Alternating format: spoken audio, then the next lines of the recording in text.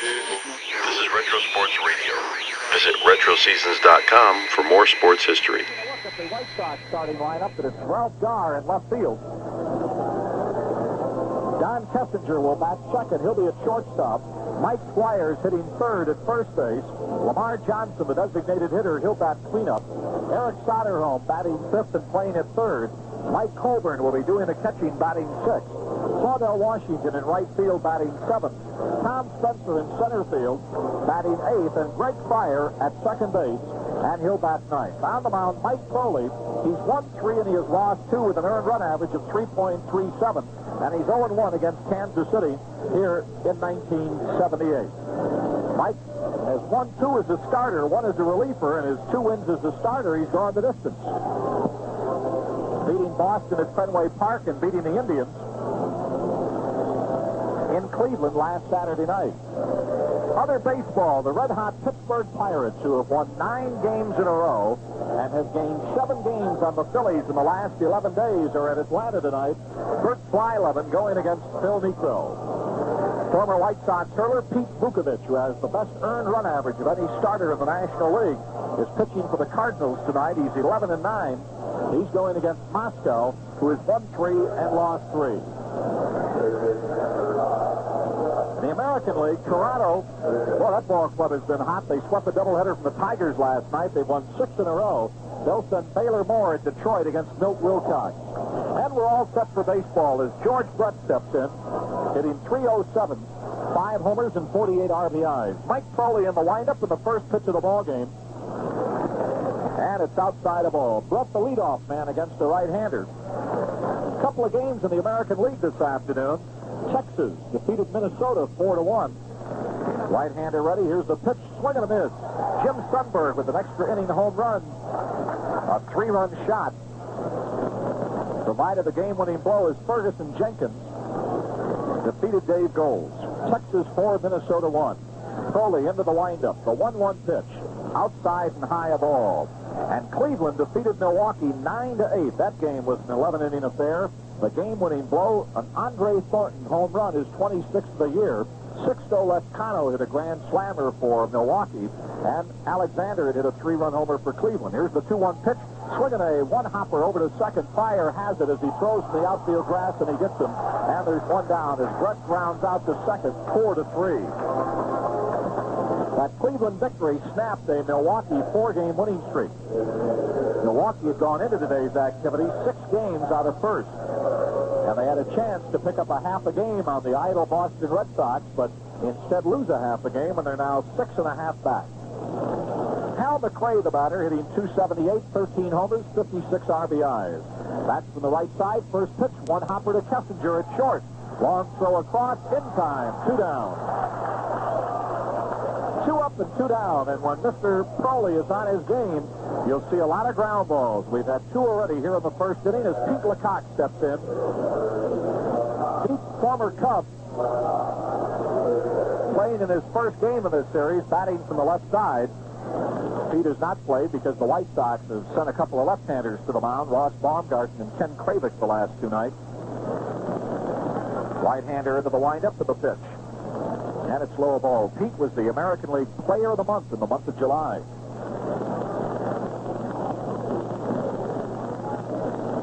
Toronto at Detroit, we told you, is just underway.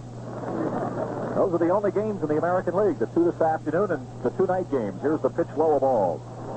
In the National League, there are 4 games. Pittsburgh at Atlanta, St. Louis at Cincinnati. We gave you the probables. Later tonight, New York will be at San Diego, and Philadelphia out at Los Angeles. The Cubs are idle. Here's the 2-0 pitch. Swinging a foul tip at the feet of the catcher. The Cubs will be opening up the series at Cincinnati. They've now lost 3 in a row in 5 of their last 6 ball games. Kansas City Royals leading the American League West by 1 percentage point. As California won last night, defeating the Yankees 6-3. Right-hander ready, the 2-1 pitch. Swinging a base hit to left. Got a hold of a pitch on the outside part of the plate, and the left-hander singled between short and third. And the Royals have a runner at first with 2 outs.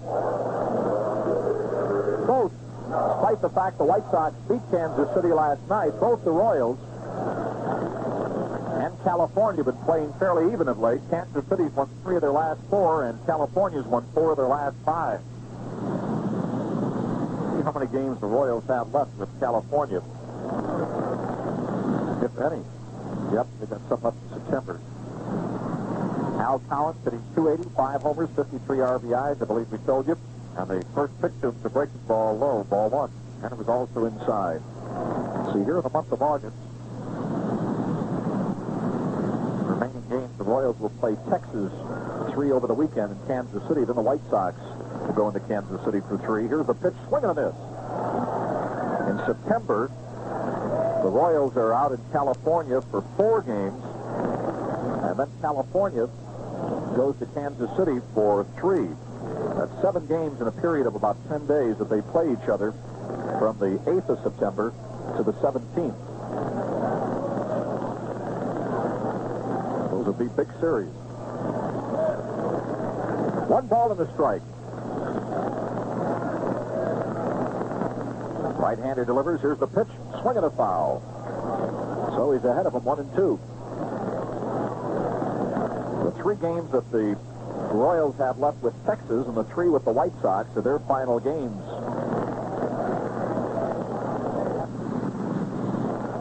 Against those 2 clubs this year.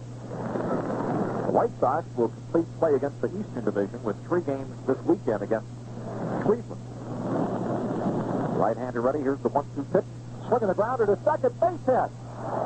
Lecoq stops at second as Washington charges the ball. With a right-handed hitter up, Fire was played way over. But Collins goes to the opposite field and singles. Lecoq holding up at second. Both of the hits by Lecoq and by Collins have been on pitches about waist high on the outside part of the plate that they just slapped to the opposite field. And now the batter is Darrell Porter, the catcher, hitting .270, 9 homers and 55 RBIs. The Royals have not completed play against the East. They have 3 more with Detroit. But that the White Sox had very little success with. Kansas City has played them about even. The big thing about the Royals, they have a lot of home games. 16 of their last 21 will be at home. Against the likes of, well, they got Milwaukee, too. That's late. They've got Milwaukee, they've got Minnesota, Seattle, Oakland, California. Here's a pitch, swinging a grounder to second. Fire to his right, has it, tipped to the shortstop for the forced out at second. And that retires the side as Collins is forced out. In the inning, no runs, 2 hits, no errors, 2 men left on. So we're at the end of a half inning of play here at Comiskey Park. The Chicago White Sox coming to bat. In the bottom of the first, there's no score. Takes them on and begins his warm-up tosses to face Ralph Garr, Don Kessinger, and Mike Squires. Squidorf making his 31st appearance of the year and his 30th start. This will be his 4th start against the White Sox. He got credit for a 13-2 Kansas City victory against the Sox in Kansas City on the 4th of June.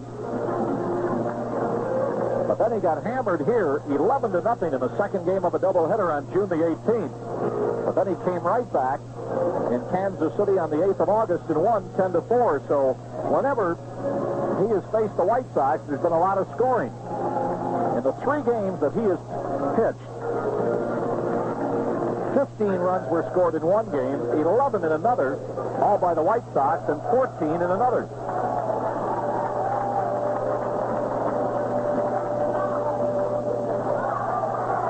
And the first pitch to Ralph Garr is fouled off.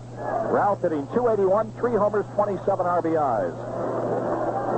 Kansas City pitchers in the last 5 games have gone the distance 3 times. They've been getting some good efforts out of their starters. Here's the pitch, high and inside the ball. Squidorf has an earned run average of 4 against the White Sox this year. In 18 innings, he's allowed 8 earned runs. Here's the 1-1 pitch, way inside the ball, backs him off. He's 2-1 against the White Sox this year, 17-11 against the White Sox throughout his career. He did not have a record against them last year. Here's the pitch, Swinging a fly ball to left. Clint Hurdle playing near the line is there, and he's got it in fair territory. And there's one down. And the batter will be switch-hitting shortstop Don Kessinger, hitting .266 with a homer and 25 RBIs. Defensively for Kansas City, Pete Lecoq is at first, Frank White at second, Freddie Pontek at short, and George Brett at third, with Darrell Porter doing the catching. Clint Hurdle in left field, Amos Otis in center, and Al Cowens in right. Kessinger batting from the right side against Splittorff. White Sox have won 6, lost 5 against the Royals. This is the rubber match not only of this series, and the first pitch is a strike. As the White Sox won last night after the Royals won on Tuesday night, but it is also the rubber match of the season series here at Comiskey Park. Here's the pitch. Sox having won 3 and the Royals having won 3, and the pitch was high a ball.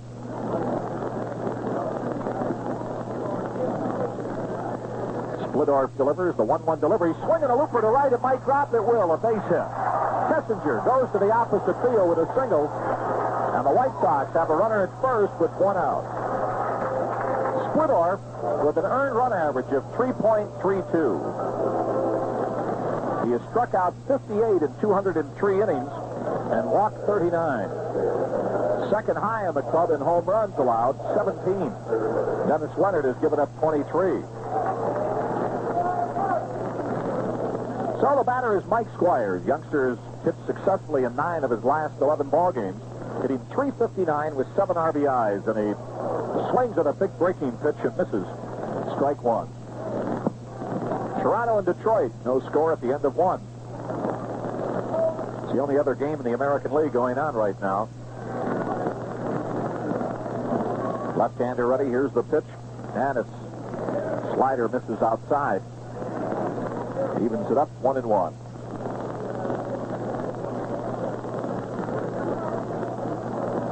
Outfield. Playing Squires almost straight away. Center fielder shaded just a hair into right center. Here's the pitch, fastball, swing and a miss. They got Kessinger off the bag. A throw to first. He is out. Kessinger was caught halfway between first and second. Tony La Russa arguing with Brett Koss, the umpire at first. Kessinger did not argue. And he is out 2-3 as he was picked off. Apparently the hit and run was on, and Kessinger stopped when Squires missed.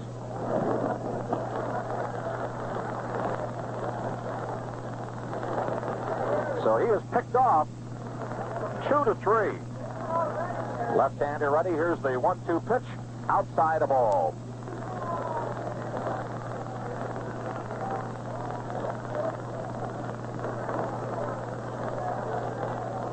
Here's the 2-2 delivery. Swing and a miss, struck him out. The inning is over. No runs, 1 hit, 1 man left on. With the end of 1 complete inning of play here at Comiskey Park, White Sox nothing, Royals nothing. Warren Brown back at Comiskey Park. Though Kessinger was caught coming back to first, it goes down as a caught stealing, if you're keeping score with us, as he was thrown out from Porter to Lecoq. Clint Hurdle will lead it off for Kansas City here in the second inning. No score in the ball game. He'll be followed by Amos Otis and Freddie Pontek. Our greetings tonight to George Macris of Farrell Hicks Chevrolet. George is our Chevrolet salesman of the day. Francis Enderman and the gang from Consolidated Freightways up in the skybox tonight.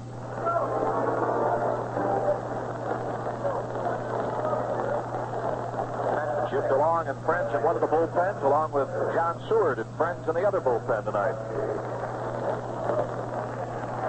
Hurdle, left-handed hitting rookie outfielder, hitting .269, 6 homers, 53 RBIs, goes after the first pitch, lofts a fly ball deep to right field, curving, it is a foul ball.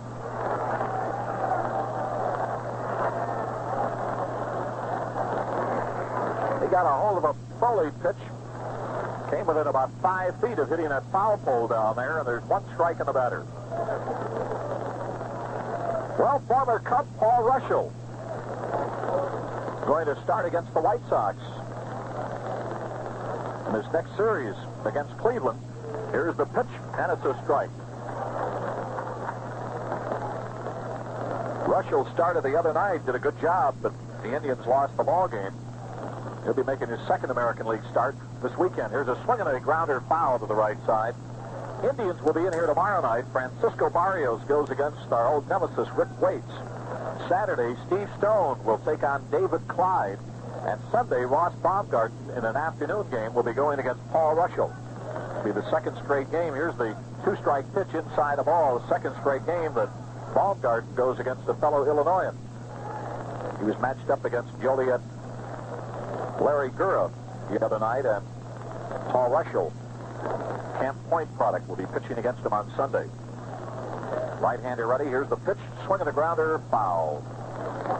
Over at first, Squires has it. Steve Boros doing the coaching at first for Kansas City. Chuck Killer over at third. His dad is here tonight from Johnsburg, Illinois. A lot of his friends and relatives. A ball and 2 strikes. Hurdle with the number 9 on his back. Crouches in the box, stands way back in it. Here's the pitch, outside a ball. Ted Hendry doing the umpiring behind home plate. Crowley a little upset. I think he thought he had the corner on that pitch.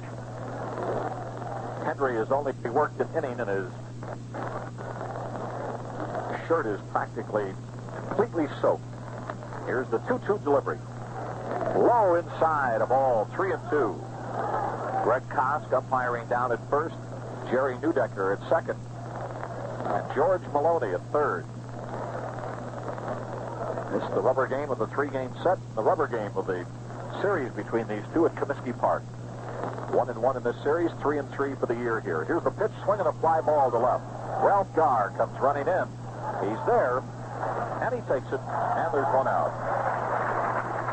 So there's one down, and Amos Otis, the batter, hitting .266, 15 homers, 62 RBIs.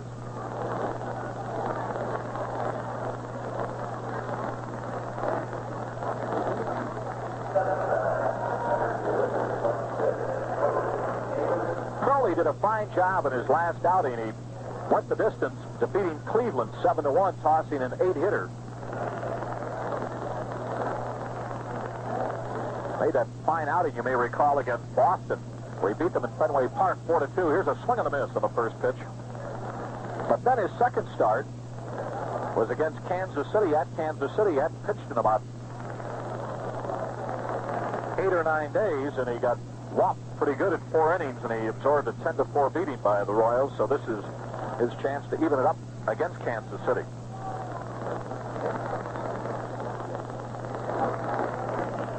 Took the rosin bag that time and patted his right wrist and forearm with it.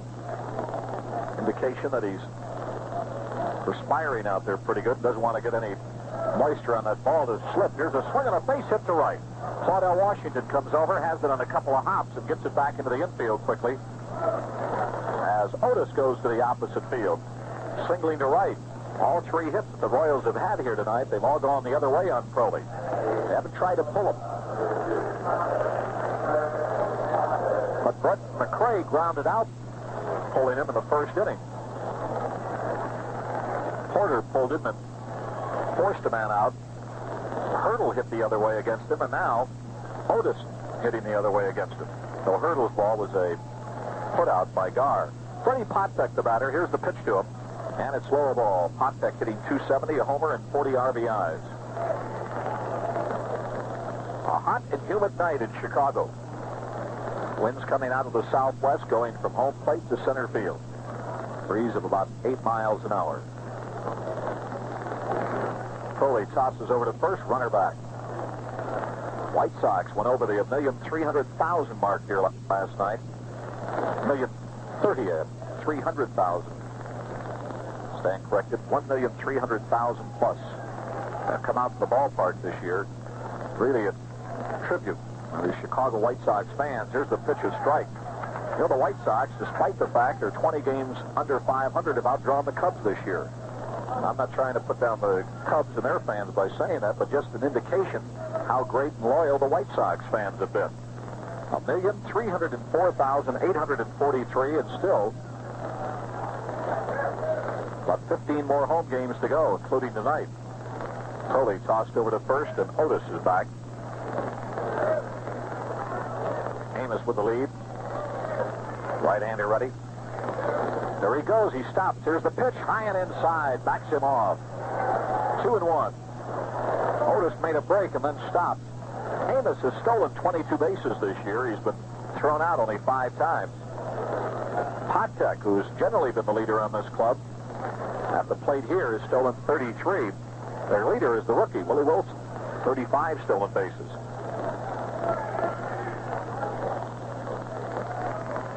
Two balls and a strike. Runner at first, 1 out. We're in the second, no score. Right-hander ready. Runner not going. Here's the pitch, swinging a grounder to short. Kessinger has it on the hop, goes to second for 1. The relay, not in time. They get the front man 6-4. Otis came in pretty good. Pryor got it away, but his throw was the outfield side of first. And Patek is on with a fielder's choice. So he may be going here. He's got, as I mentioned, 35 stolen bases. Frank White, the batter, made pretty good contact this year. He's hitting .274, 4 homers, and 35 RBIs. Boy, you talk about a fella progressing with each year. It has been Frank White. He is one of the premier second basemen now in the American League. First saw him in 73 for a while when he was at Omaha. A little better in 74. And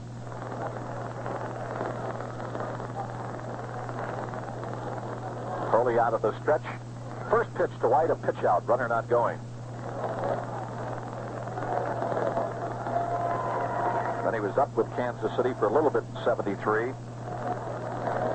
Then he hit .221 for the Royals in 74, .250 at 75. Then he had a slump in 76, hit .229.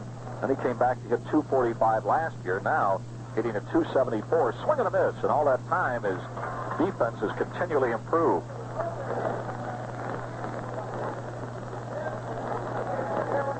But though his batting average fluctuated, his RBI production improved every year.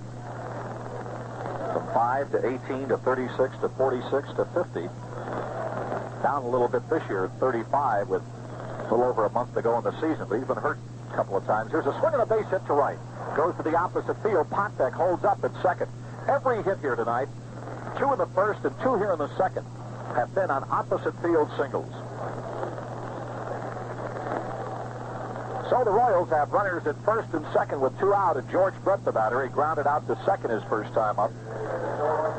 The reason we make a point of these opposite field singles is the fact to show you what these guys are thinking when they go up there, the majority of them. This is one thing that I don't know if they get enough credit for, is that hitting-wise, they've got a good defense, they've got good pitching. Their hitters know what they're doing every time they get up there. Here's the pitch. Swinging a grounder to first. Brett pulled it. And Crowley makes the putout. Every time they have pulled the ball in the infield, they've grounded out. And every time they've gotten a hit, they've gone the other way with it. But Brett, pulling that ball, he still has that bone problem in his right hand. And that retires the side. In the inning, no runs, 2 hits. And 2 men left on. So we go to the bottom of the second. Kansas City nothing, the White Sox nothing. Warren Brown back at Comiskey Park. Lamar Johnson leads it off, and he took the first ball split or pitch for a strike. Here's the next delivery, and it's inside a ball. Lamar hitting .271, 8 homers and 57 RBIs. That's high in the club. Meaning the RBIs. Here's the 1-1 pitch. Foul back upstairs. You're in tune with WMAQ Radio, Chicago, Illinois. Toronto scored a run in the second, but the Tigers came back with 1 in the bottom half of their frame. Tied it up 1-1. Pirates at Atlanta, no score. That game in the bottom of the 4th. Here's the pitch up high, a ball. Pirates right now, the hottest team in baseball. 9 straight victories. They gained 7 games in the last 11 days. Here's a swing and a miss on the Philadelphia Phillies.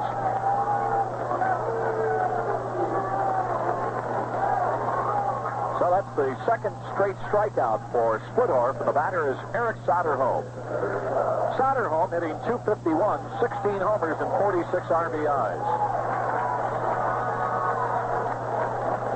Left-hander ready. Here's the pitch. Swinging a grounder to the left side, foul. Paul Splittorff went to Quincy College. First 2 years, then transferred to Morningside in Iowa over at Sioux City after going to high school in Arlington Heights. He's had great success against the White Sox over the years. Here's the one-strike delivery, and it's up high a ball. The speckled left-hander, real gentleman, the first degree. Here's the 1-1 pitch. Swinging a pop-up on the right side. Pete Lecoq backs up. In fair territory, the first baseman takes it, and there are 2 down. Splittorff was honored by the Chicago chapter of the Baseball Writers of America this last winter at their banquet. I'm going to think the name of the award that he was given. Check it out for you. Mike Cobra, the batter. Nobody on and 2 out. Mike hitting .269, no homers and 9 RBIs. Here's the pitcher, the swing and a shot to Leach, left center field. Otis going back near the warning track, and he's got it right at the edge of the warning track in extreme left center field. That's been the best ball hit tonight by either club, and it goes as a long out. So it's 3 up and 3 down in the second. At the end of 2, the White Sox nothing, Kansas City nothing. Warren Brown back at Comiskey Park as we go to the 3rd inning. Mike Crowley will face the number 2, 3, and 4 hitters for the Royals. Speaking about that award that was given Paul Splittorff by the Chicago Baseball Writers, it was the Ken Hubbs Award for meritorious service, conduct on and off the field. So it's sort of like the, I guess you'd call the Lady Byng Award in hockey, the Gentleman Award. Also, you have to have credentials on the field as well as off. In other words, you got to be a winner in both areas, and he certainly is. All right, Hal McRae will lead it off, the designated hitter. He'll be followed by Pete Lecoq and Al Collins. The Royals have gotten 4 hits off of Crowley, 2 in each inning.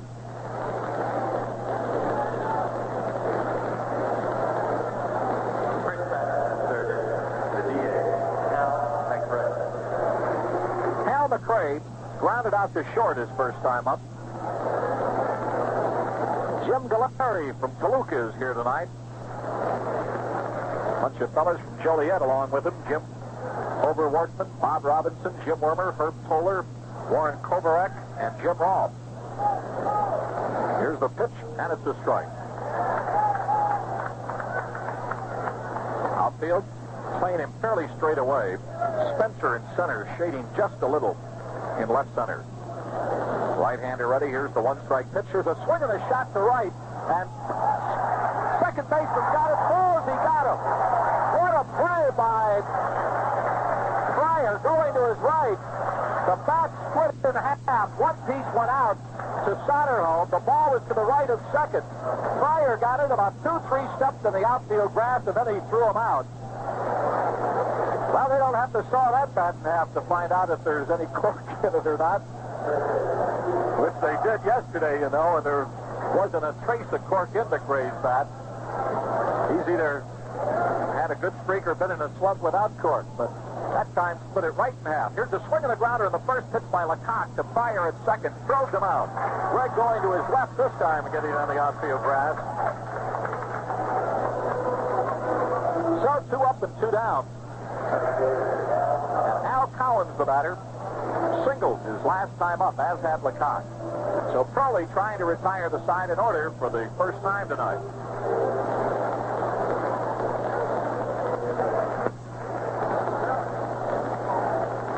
Danny, why don't you check with the weather, see what the humidity and temperature. It's a pretty hot night. The wind's out of the southwest. We're expecting rain tonight. Here's the pitch inside a ball.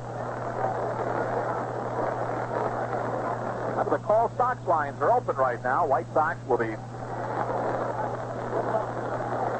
home tomorrow night, Saturday night, and Sunday afternoon against Cleveland.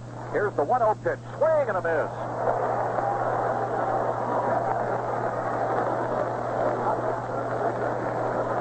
So the count evens up 1-1.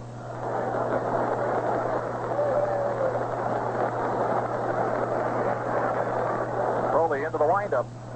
Here's the pitch. Swinging a chopper to short. Kessinger charges, has it up around the letter high. It throws, he just got it. Got it up around the letters as that Paul took a final high hop to him. And it's 3 up and 3 down. For the first time tonight, Foley retires the side in order. As we go to the bottom of the third, the White Sox nothing, Kansas City nothing.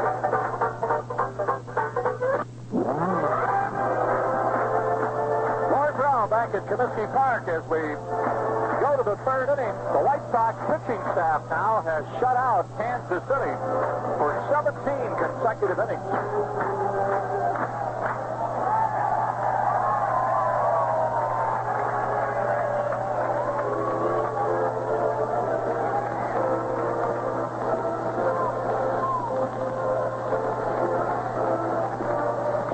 Washington, who got the game-winning hit out here last night, will lead it off against Paul Splittorff. Remember, tomorrow night is back-to-school night. The first 15,000 school kids getting into the ballpark will get school kits.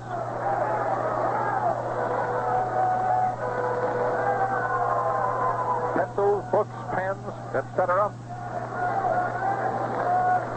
Splittorff goes in the windup, and the pitch to Claudel is low ball. Claudel had half the White Sox hits out here last night, going 3 for 4 and driving in 2 runs in that 8th inning, getting the game-winning hit.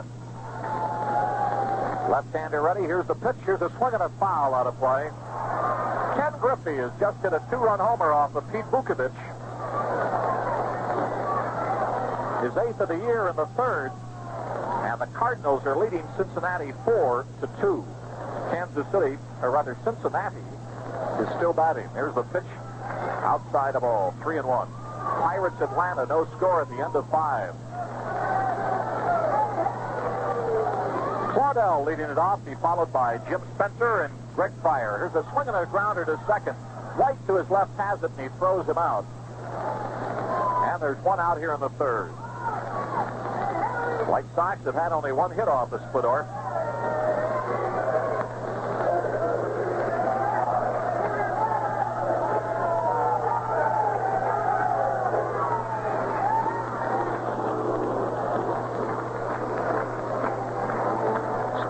The first player originally signed by Kansas City, delivers to Spencer, swinging a grounder. Popek has it at short. Throws, he just did get Spencer. Brett had cut in front of him, couldn't get the ball. Thought maybe that might bother Popek a little bit, but it didn't, as the veteran shortstop threw him out. So 2 up and 2 down. Spencer hitting .218 with 4 RBIs.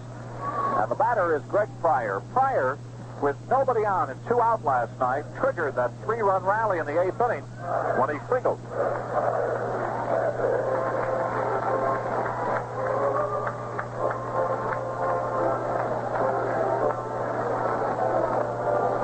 Splittorff originally signed on October 24th, 1969 with the Royals, made his first appearance in September of the following year after being at Omaha, where he won 12 games. Here's the pitch. And it's low ball.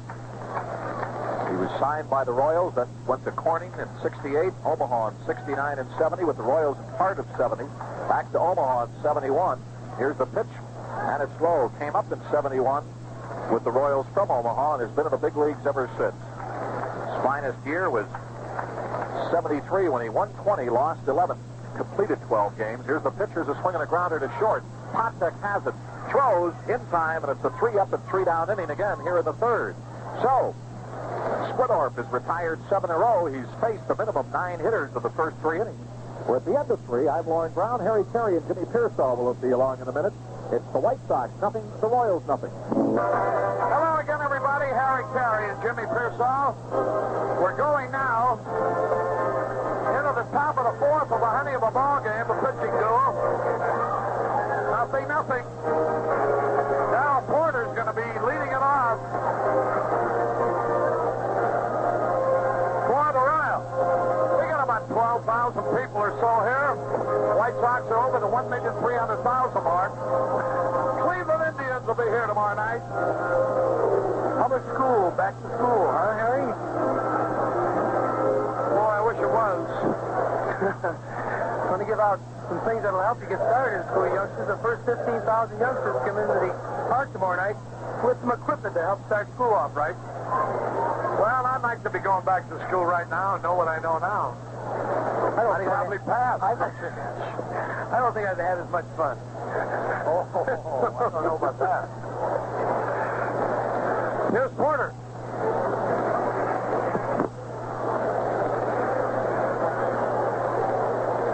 You know, today, Jimmy, he swings and he fouls off the first pitch. Today, everybody's affluent.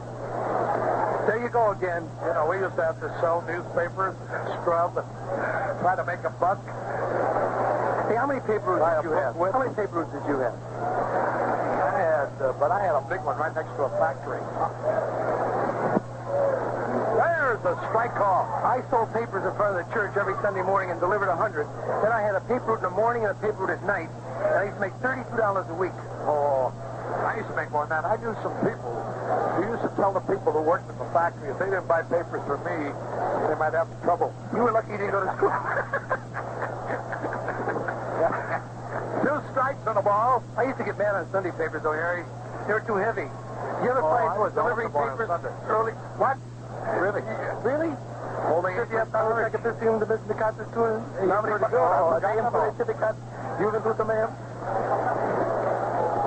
As soon as I went bad, I forgot everything. Configure damn sense of your president. 2 strikes and a ball. Tigers leading Toronto 4-1 in the fourth.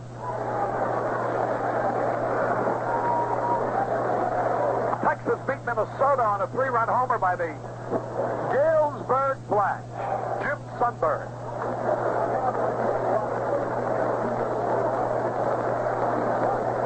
Cleveland nosed out Milwaukee 9-8. That must have been a pitching battle. 5.5 games behind, too. They've really come a long way, aren't they? They got beat today. Yeah.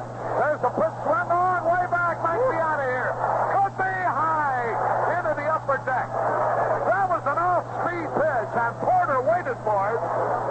Looked like he knew what was going to come. And boy, he really belted it. That's as deep a home run as I've ever seen here in the right field stand. Better than halfway up into the upper deck. Well, that's his 10th home run of the year. And he's come a long way since he played for Milwaukee. He had a lifetime batting average of about 218. And now he's come over here with Charlie Lau, and he's very happy, too, because he calls his own ball game. He feels like he's the leader. 1-0 now. Here's Clint Hurdle. Mike Brawley has allowed 5 hits, 1 run. Thanks, Bobby. There's a line drive foul into the right field corner. 1 strike and nothing.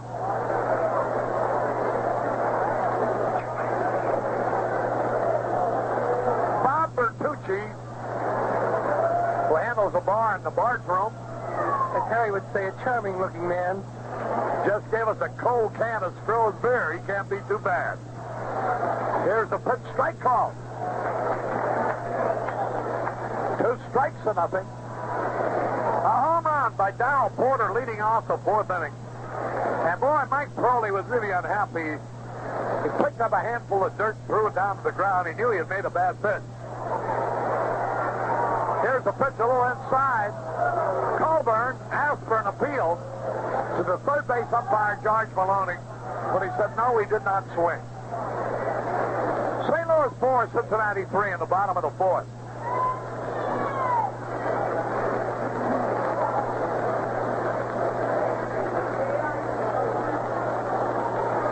Ball game, 1-0. Here's the wind, the pitch. High pop fly ought to be caught. Gar is there waiting, and he takes.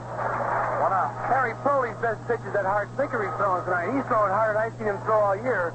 When they've hit him, it's been on that slow breaking stuff. So there's 1 away, 1 in. Amos Otis, the hitter. The White Sox have already attracted 1,304,843. This is the 6th best attendance mark for a year in the club's history.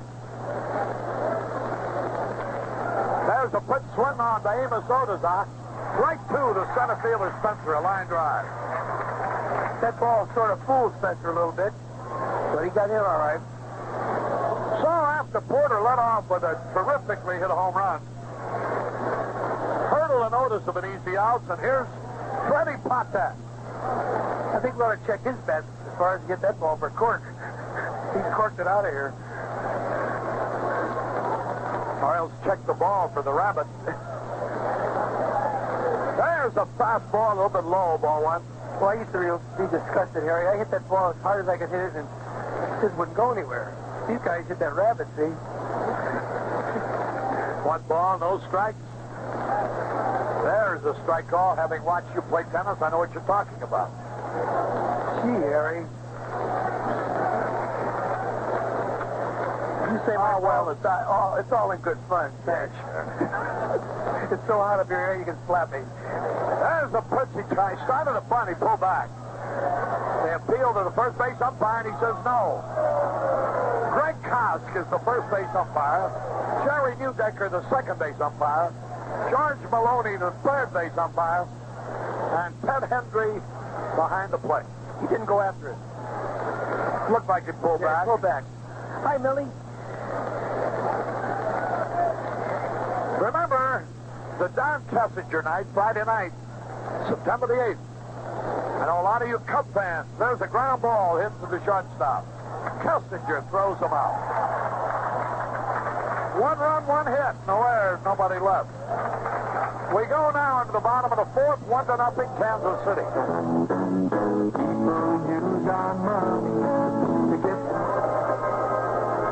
I bet that you two have noticed how much alike beer commercials are. Everybody claiming the finest, most expensive ingredients and the best techniques, etc. Who really cares? Me, I go by the taste alone. If it tastes good, that's my beer. I bet you're that way too. And if so, you have to admit that Stroh's beer tastes good. Maybe it is the unique Fire Brewing that does it. All I know, if you're a real beer lover, you'll love Stroh. There's a pitch to Gar, a line drive into the corner. Base hit. He's on his way to second. They go for 3. Here's a throw, safe.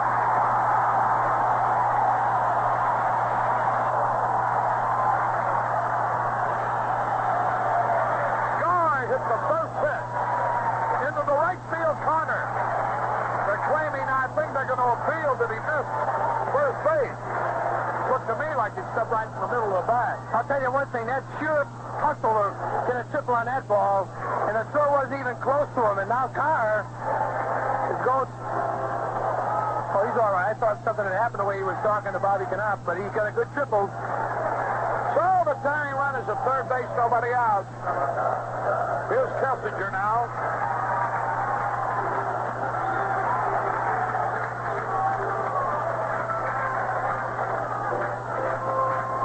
Kessinger lined to single right his first time out. Here's Paul Splittorff getting ready. The pitch. Swung on down the right field line. Coming over is Collins to make the catch. Gar holds up the third.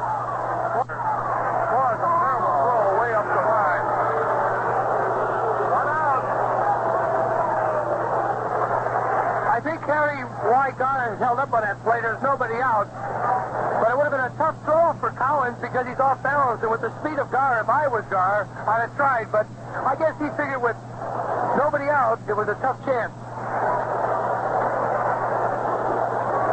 The Cardinals lead Cincinnati 4-3 in the 4th. Pittsburgh and Atlanta, no score at the end of 6. Here's Squires now. He's saying his first time up. The infield in.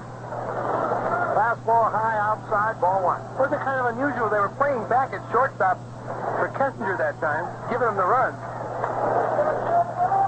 Now the stretch by Splittorff, the pitch. Right down the middle of fastball for a strike call. A ball and a strike.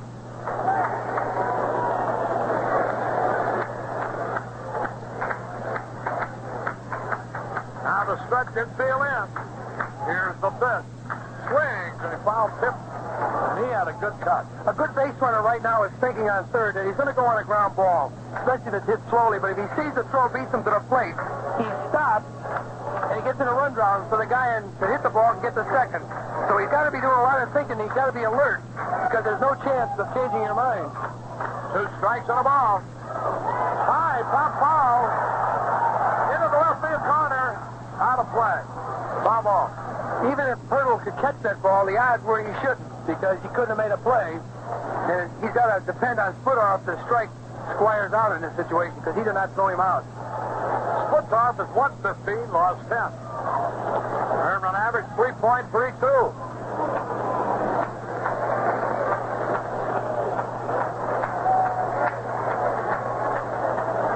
Now the sign, infield in. The delivery. Struck him out on the outside corner. Squires called out on strike. That pitch fooled him. He thought it was wide. Looked like it backed up and caught the outside corner. Absolutely right, Harry. It looked to me like he turned it over and started it outside about a foot, and it broke on the outside corner. Just a tough pitch to take. So they're 2 out now. The infield drops back in normal position. You know, last night, Kansas City had the same chance when Otis tripled, and then he struck out 3 in a row, Gravik. So now Splittorff trying to get out of the same situation. Here's Lamar Johnson. Here's the stretch, the pitch. Curve outside. Frank White plays Lamar Johnson right up the middle. And Lecoq plays almost in the second baseman's position. Now the stretch, the pitch. Swung any minute. He struck Lamar out the first time on a changeup. His first pitch was a breaking ball changeup, but that time he threw him a high fastball at Lamar Chase, so he's got him looking for that slow stuff, making his fastball much quicker. Here's the pitch. A little bit inside, a fastball, ball 2. 2 balls and a strike. Pittsburgh batting in the 7th in Atlanta, no score. Now the stretch, the pitch. Third ball low, ball 3. Soderholm would be up there next. 3 balls and a strike.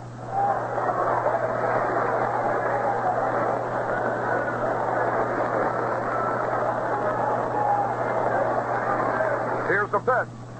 Walked him. Terry, the last 8 out of 9 games, we've got pretty good pitching. That one game we were out in Cleveland, the last game we were there, we got beat 10-1. But since we've had our troubles, we've had a pretty good streak there. So the pitching seems to be improving more so than the clutch hitting. But we did get it from Washington last night. Here's Soderholm, he popped up. His last home run was August the 3rd.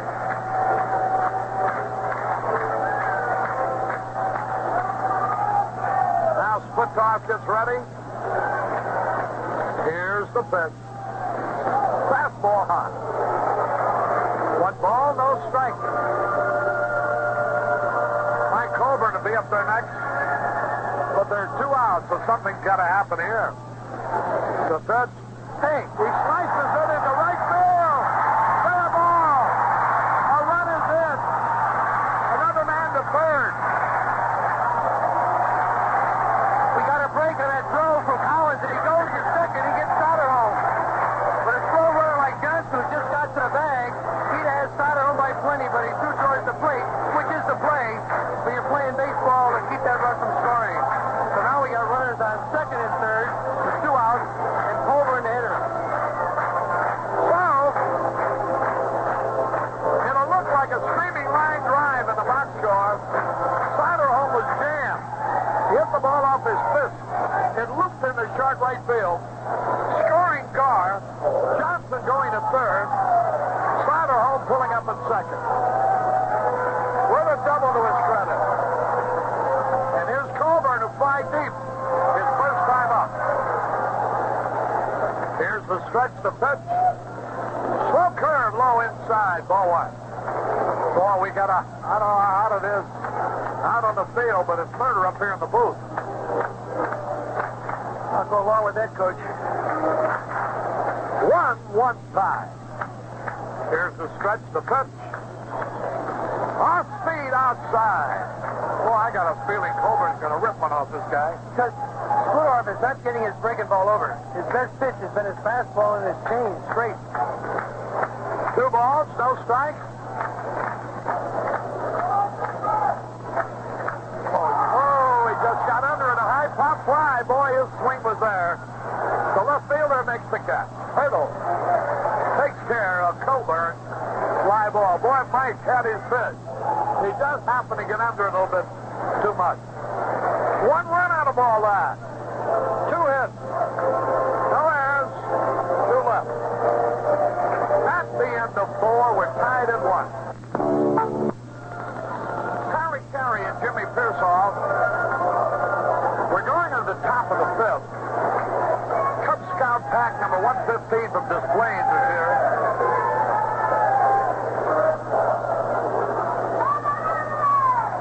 The hand, Mike, please.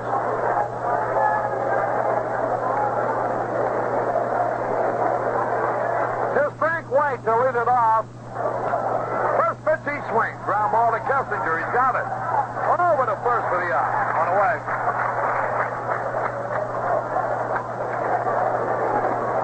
Minnie Minoso working on the Spanish broadcast in the booth next door. Minnie? Hey, Minnie.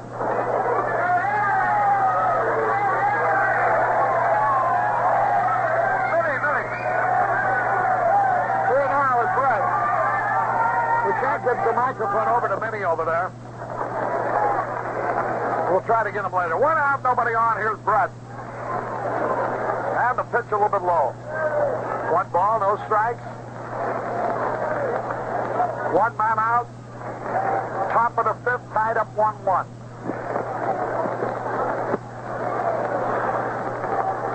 Boy, it's humid up here. Terry, it's better playing than sitting up here, I gotta believe. Well, this booth is just so small, Jimmy. Here's the pitch. Strike call. You know, we no room for the 2 of us to sit comfortably, and we should have 3 our engineers sitting behind us. That booth next door, they could knock out. Now to wind the pitch, and a little bit low. Dan is crying for us. He's given us a few tears, Job. You know, he really feels sorry for you and I. 2 balls and a strike, 1 man out. George Brett, the hitter. Game tied up 1-1.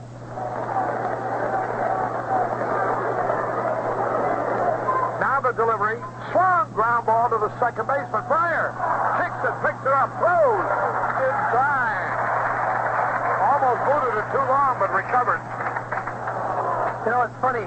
He booted that ball and then pushed it to his right out of his glove and then couldn't find it for a moment, and he almost lost the runner. But he knew it was there somewhere and kept feeling for it. A bloop double by Eric Soderholm, his 47th run batted in this year. Tied up the ball game for the White Sox in the 4th. Now they're 2 out, nobody on. Hal McRae, the batter. First pitch is low, ball 1. McRae, he of the cart bat, which turned out to be wood. Turned out to be nothing, huh? 1 ball, no strikes. Now the delivery. A little bit low. We understand Don Sutton, the pitcher of the Dodgers, was involved in an altercation with Steve Garvey, the team star first baseman, has called a press conference out on the coast for the purpose of apologizing to Garvey. Here's the pitch, swung and foul. Well, I guess it's easy to be jealous of a guy who's got everything, and that's probably his story. My only thing about Garvey is whenever I've been around him, he's a perfect gentleman. He's a top-class guy. Well, I mean, that's what they're jealous of. Oh, I see. And I also noticed that Buckner said from the Cubs that he called up and congratulated Sutton. What a sick thing. Well, he was with him, you know. That's what he's probably jealous about. Well, that's what gets me. Guys who have no involvement getting into the situation. You know, the only thing Garvey does is play good every day. That's how could a pitcher be mad at him? If Reggie Smith is more valuable than Steve Garvey, then they are. There's ball 4 to McRae. That brings up Pete Lecoq. Then the Dodgers ought to be about 50 games in front. And Reggie Smith is an outstanding ball player. Sutton really struggling around 500. It just seems to me like he's upset with himself more than he's upset with Garvey and took it out on Garvey. Turns out they live only a few houses away, and the only comment I've heard from Steve Garvey on the situation is that he didn't like to have his family brought into it. And I can't blame him for that one. Here's Lecoq. Swings, and he fouls it off. 1 strike and nothing. And I always felt with my family, I kept my youngsters and my wife up in the upstairs away from everybody so they wouldn't get involved with the other players' wives. Not that we were any better than anybody, but I thought it was better for me. Because ball players say things so they don't even know what they're talking about to the wives. And wives say things they don't even know what they're talking about to the husband. You know, 90% of the wives know absolutely nothing about baseball except it's round. 1 strike and nothing. But they got to show that they're interested in the livelihood of the man in the house. Being a By wife, passing along information. being a wife of a ball player is a bore. All you do is sit around and wait. Here's a pitch a little bit high. High ball and a strike. 2 men are out. Boy, anything burns me up is when a guy says, hey, I hear you rip me. So where'd you hear it? My wife told me. Yeah. Did she tell you what nice things we said about you? Well, she's in the bathroom then. 1 ball, 1 strike. But it's not only baseball that way. Here's a pitch swung and fouled out of play. You know, that's why big corporations, when they hire an executive, they spend more time checking on the executive's wife than they do on the executive they're hiring at very important money. Because they know what a troublemaking wife can do to a corporation. Just like it can do to a baseball team. 2 strikes and a ball.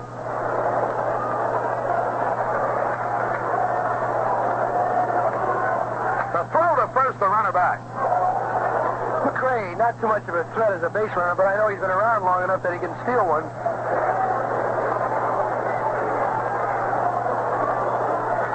Two men are out. Game tied 1-1. The pitch, there goes the runner. Swung on, a little tap back to the mound. Holy throws him out. No runs, no hits, no errors, 1 left. We go to the bottom of the 5th, tied 1-1.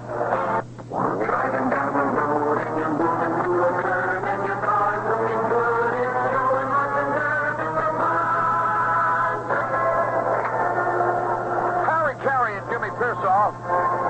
We're going to the bottom of the 5th, all tied up 1-1. You know, in St. Louis, Jimmy, it was really funny. I'm not going to mention any names, but if one wife, you know, the wives usually sit in the same section. And there were 3 or 4 very, very jealous wives. It used to be really funny. A wife would show up with a new dress. They'd start talking how much it would cost. She'd add a couple hundred, you know. Now, when the other wife would get home, she'd get her husband. She says, how come so-and-so's wife can spend $600 for a dress when I can only spend $100? And oh, that poor guy, by the time he got to the ballpark, he wished he could go to Australia. You know, he'd have to put up. So he'd say, go out and spend $600. Well, next week, some wife would say she spent $800, right? One thing about the wives can't hit the field. Rondell Washington hits a bouncing ball up the middle. Frank White throws him out. Nice play by White. The ball wasn't hit that hard, but it was hit perfectly right over the pitcher's head. And you have to have a little range at second base to come up with that ball. You've seen a lot of those trickle through in the center field. But Frank White got over there quickly and made the play easily. 1 out. Certainly did. Lecoq, who's impressed me with his stats so far this series, showed me something with the hands. He's got good soft hands to pick that ball in the dirt very easily. Here's Tom Spencer now. Here's the pitch, a good fastball strike call. Spencer bounced out. His first time up, he's hitting .218. Bottom of the 5th, 1-1 tie, great ball game. White Sox have beaten the defending champs 6 out of 11. Here's the pitch, foul back. Right below us here in the second row, a young fan made the catch in his lap. Pittsburgh got 5 runs in the 7th inning. And Atlanta's batting in the bottom of the 8th. They lead 5-0.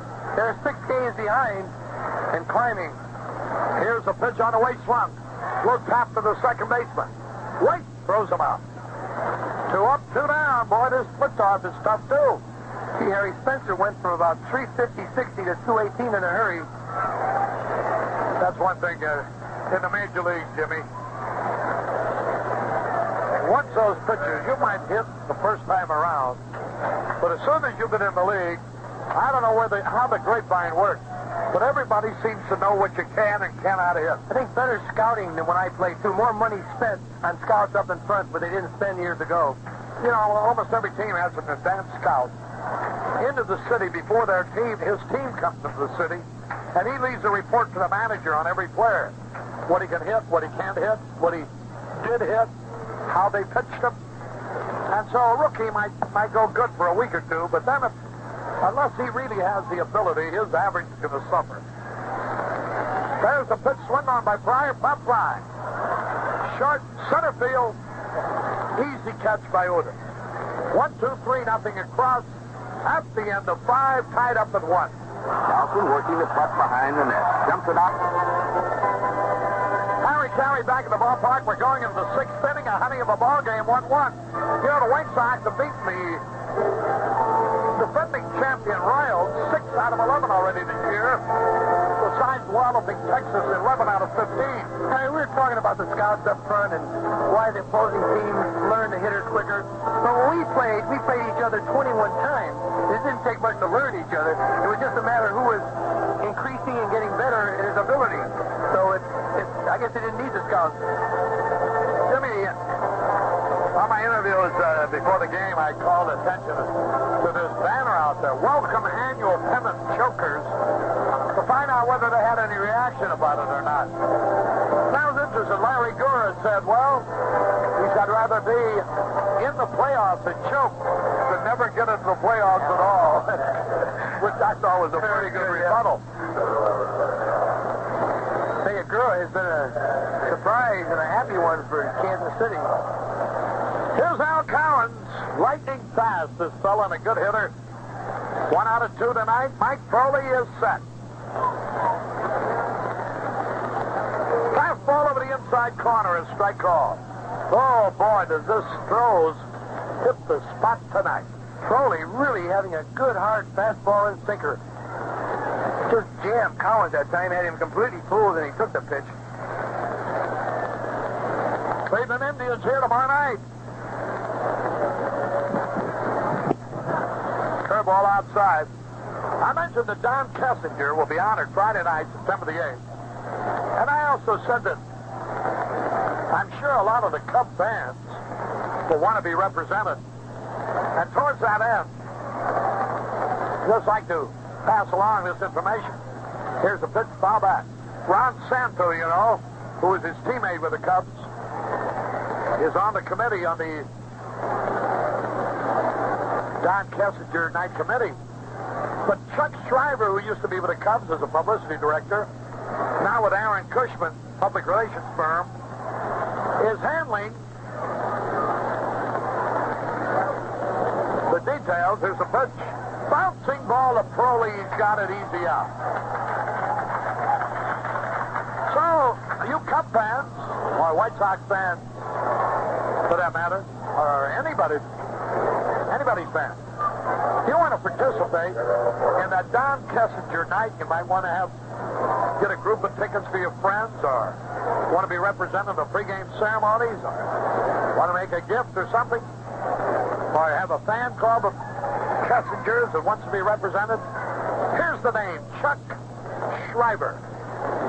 S-H-R-I-V-E-R. Chuck Shriver. Here's the phone number. 2-6-3-2-500. Here's Porter, a line drive, right after center fielder, easy out. Porter, wait a minute, makes that a base hit, a line drive base hit in the center field. Spencer fielded on a one hop. I'm looking down at his phone number. I know you were. Chuck Shriver, 263-2500. Reading the number again, 263-2500. I asked him to wait until you got that in, Harry. Yeah. Porter gets another hit.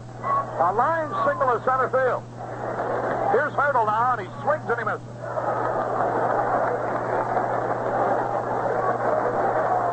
Mike Sutton, John Gibson, Bernie Russell, and Jim Furman, the bootleggers in Oakland, are here with Eddie Kopecki of Stroh's Brewery.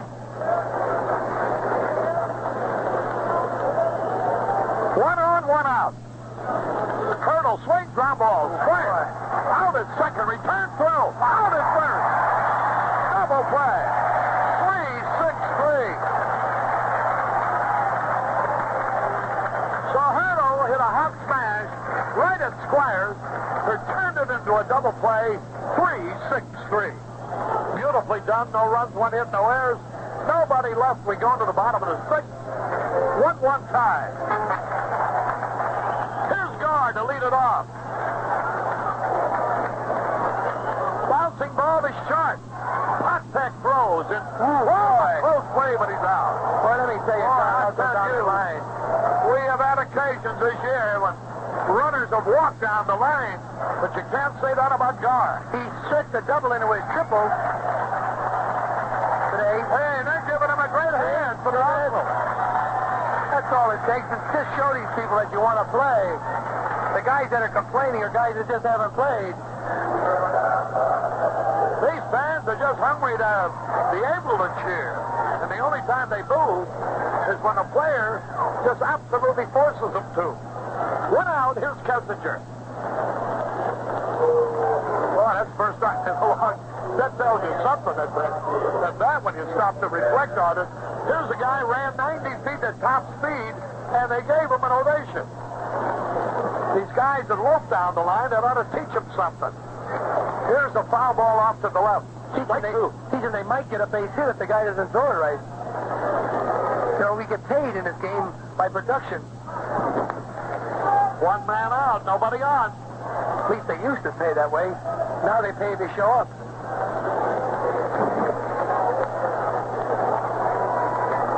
Out of sight.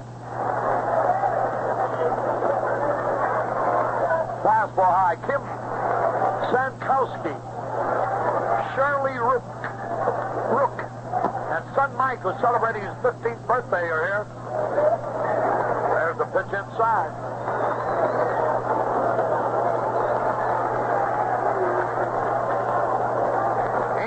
Angie Leosi enjoying the game. The pitch. Inside.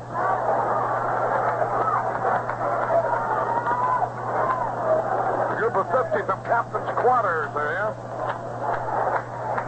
3 balls, 2 strikes. The delivery. Popped it up. Kessinger. It's a high pop fly, and Lecoq grabs it with one hand. Harry, Squires now playing in his 12th game, has not committed an error. And they finished that inning off that 3-6-3 double play was really something to watch. And this is something we didn't see all year. We weren't getting out of innings because we just couldn't complete that kind of a double play. And this guy here, I believe, is going to help us next year. And I like his bat, too. He hasn't done anything with split off, but this is the first time he's looked at him. Let's see what he does this time. 2 out, nobody on the pitch. There's a looping liner into center field, a base hit. Looked like he caught it, didn't he? He caught it. Squires, boy, that white really covers some ground. You know, you watch.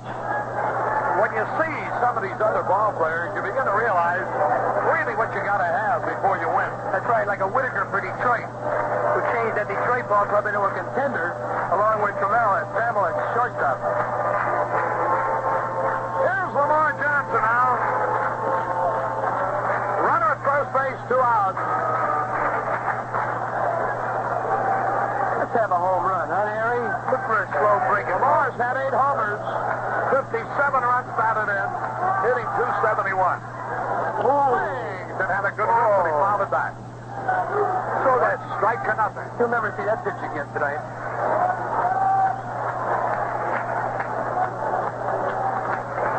You know, he's got such a hole between first and second that they want him to hit it there so he don't hit it out of the park. 1 strike to nothing. Eric Soderholm would be next, so get to hit him. That's all they give you. The pitch. There's a hit into center field. There's a runner on second, racing to third. The throw cut off. Snap throw to first. Lamar back. Lamar had to make a diving belly flop into first base. He just fell down and skidded. Well, this is the way we scored with 2 out in the 4th inning to tie it up. Sato with 2 outs, moved to double to short right field. Now he comes up again with runners at first and third. Last night with 2 outs, we got the winning run. Penny to get you a camera. Well, the St. Joseph School Altar Boys are here in the group tonight.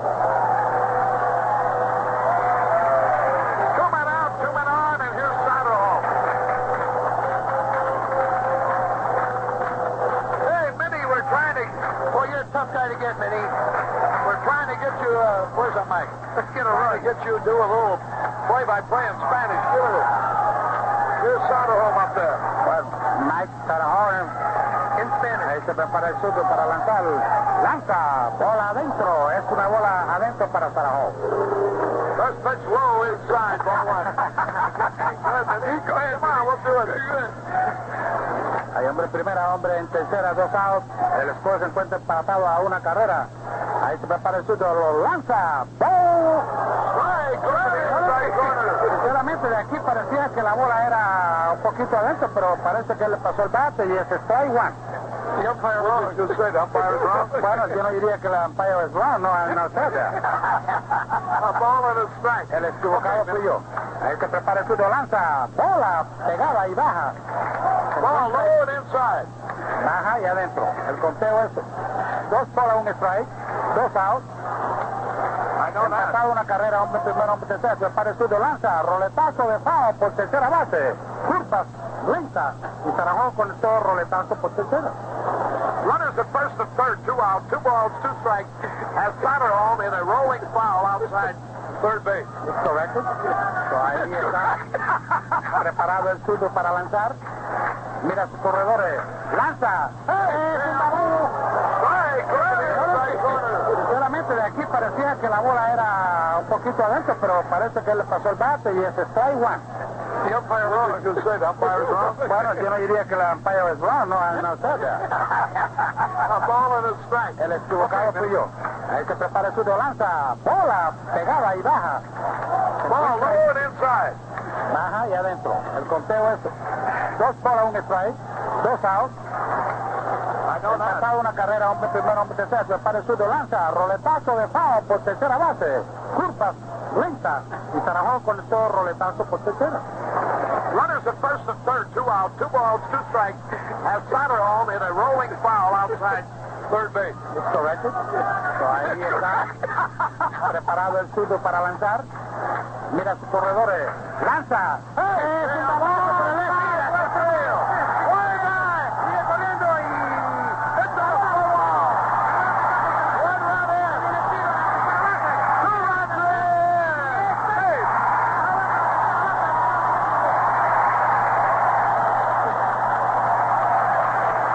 Sato home with hurdle. Did not a very good job of playing a fly ball. He really lost his bearing, and the ball hit off the wall to the left of where he was playing. A triple actually for Satterhall. 2-run score. Hang in there, Minnie. Nice going. Nice going, Minnie. Well, I want to tell you, Hurdle, they can't find a place for him, but they can't hide him when they hit the ball to him. All right.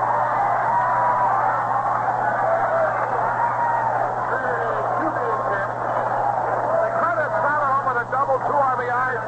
He takes third on a throw. Here's Coburn. Bola hasta allá afuera. Tiene Coburn una bola sin strike. Esta es la parte baja de la sexta entrada cuando el Chicago White Sox ha conectado 2 carreras y se encuentra el score 3-1 a favor de las Medias Blancas de Chicago. Ahí se prepara el surdo, lanza. Es un balazo para el left field. Ahí viene corriendo el shortstop y sigue corriendo y está debajo y captura. All right, Freddie Poptak takes Coburn. Pop fly. Vinny Moroso, thank you. Get back to Chico. 2 runs. 3 hits. No errors. 1 left. This is Harry Caray. Going over to the television booth. The score here at the end of 6. White Sox 3, Kansas City 1. Warren Brown back at Comiskey Park along with Jimmy Pearsall as we go to the 7th. For the second night in a row, the White Sox, after nobody on and 2 out, get a rally going as they just came up with 2 runs in the 6th inning. And Mike Squires, whom Paul Splittorff has owned the first 2 times that he faced him, looped one into right center over the outstretched mitt of Frank White. Lamar Johnson singled to center, sending him to third, and then Eric Soderholm on a ball that was catchable hit one at the base of the wall out in left field, and it scored 2 runs, and the White Sox lead it 3-1. For the second night in a row now, with 2 outs, we've scored 3 runs last night and 2 runs tonight to go out in front. So this is what we haven't been doing, and it's nice to see these guys bearing down with 2 outs instead of just saying, well, this inning's over. Let's get it over with. So we go to the 7th. It'll be Amos Otis, Freddie Potek, and Frank White. What a pitching duel, Philadelphia against L.A. Tommy John 14-9 against Carlton 12-11 for Philadelphia. They probably have about 50,000 in L.A. tonight. Pete Vukovich and the Cardinals 4, Cincinnati and Moscow 3. Here's the first pitch to Otis, and it's a strike. Only 4 times tonight has Crowley given up a ball hit to the outfield, 3 putouts, and a home run by Porter in the upper deck. Otherwise, he's kept the ball low. Though Porter did single a ball that dropped in front of the center fielder in the last inning. But his success has been keeping the ball low. Here's the pitch, and it's low. That is what Charlie Brown says the secret of life is: keep the ball low. Honey. A ball and a strike. White Sox trying to win the 3-game set here tonight, as well as the season series at Comiskey Park. Here's the pitch, swinging a grounder to third. Soderholm has it. Throws, he got him. Otis is out 5-3. 1, 2, 3, 4, 5, 6, 7, 8, 9, 10, 11, 12, 13 putouts tonight for Squires at first base. I wonder what the record is. Boy, Lauren, if you don't know, the kid from Waterbury sure knows.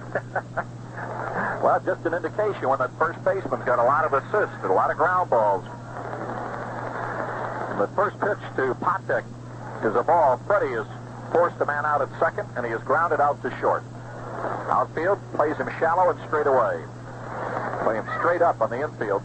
Soderholm, though, playing parallel to the bag at third. Here's the pitch, swinging a fly ball to left. Gar coming over near the line. He's there, and he's got it in foul territory, and they're 2 down. Listen, Gar ran a mile for that ball. He got a good jump and really hustled. Just like when he ran out that ground ball that he almost beat out, and also stretching that double into a triple. So he has really come to play. So the batter is Frank White, batting in the 9th spot here tonight with a right-hander going. He is singled, and he is grounded out to short.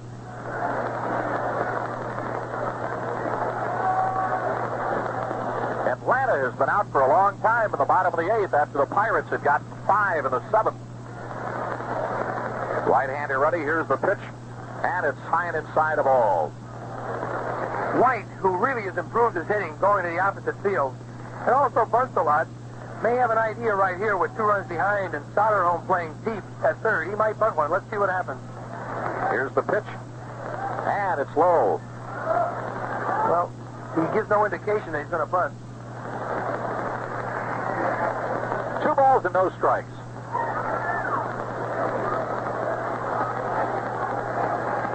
Nobody on, 2 out. Right-hander delivers. Here's the pitch, and it's low outside, ball 3. Pike has walked only 1 man tonight. That was McRae with 2 out in the 5th. That's the first time that he's gone 3-0 on any hitter tonight. Right-hander ready. Here's the pitch, and it's low ball. He walked him on 4 straight pitches. That's the second walk given up by Mike. And the top of the order coming up, George Brett. Brett, who has not been really swinging a bat good, went 0 for 4 last night. And so far, he has grounded the second twice and grounded on assist at the first base. So that right thumb is really giving him trouble. And we thank Francis Enderman for the sarsaparilla. What is that? Sarsaparilla. Should I hum it? Yes. Right-hander ready. Here's the pitch. And it's a strike in the outside corner. I don't think he's going to throw that pitch he threw Porter that he hit in the upper deck. Some kind of a changeup, off-speed, either a fastball, changeup, or a breaking ball. Jimmy, it looked like it was a hanging curveball. Was it? On TV, Yeah. yeah. It was way up there. It just, when that thing just gets up there, even in slow motion, slower than normal. Yeah, it was up letter high, and he just popped it in the third row. Youngster made a great catch out there. Did he really? Yeah, with a bit. Well, we ought to put one of our fielders up there. Right-hander ready. Here's the pitch.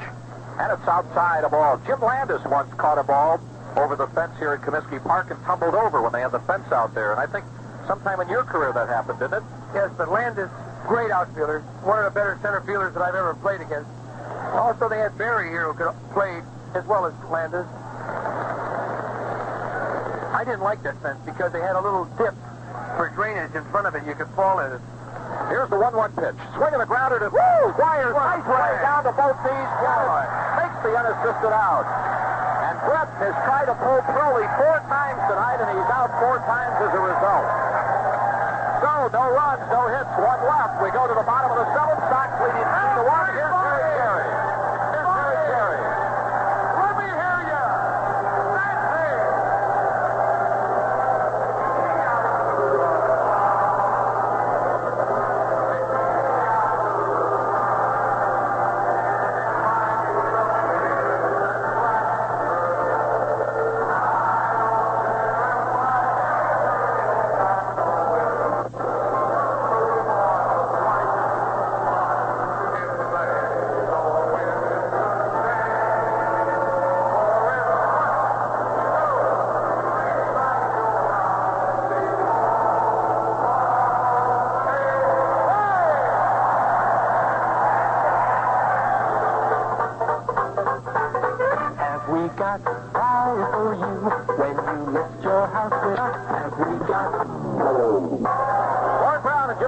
Back at Comiskey Park as Claudell Washington takes the ball outside.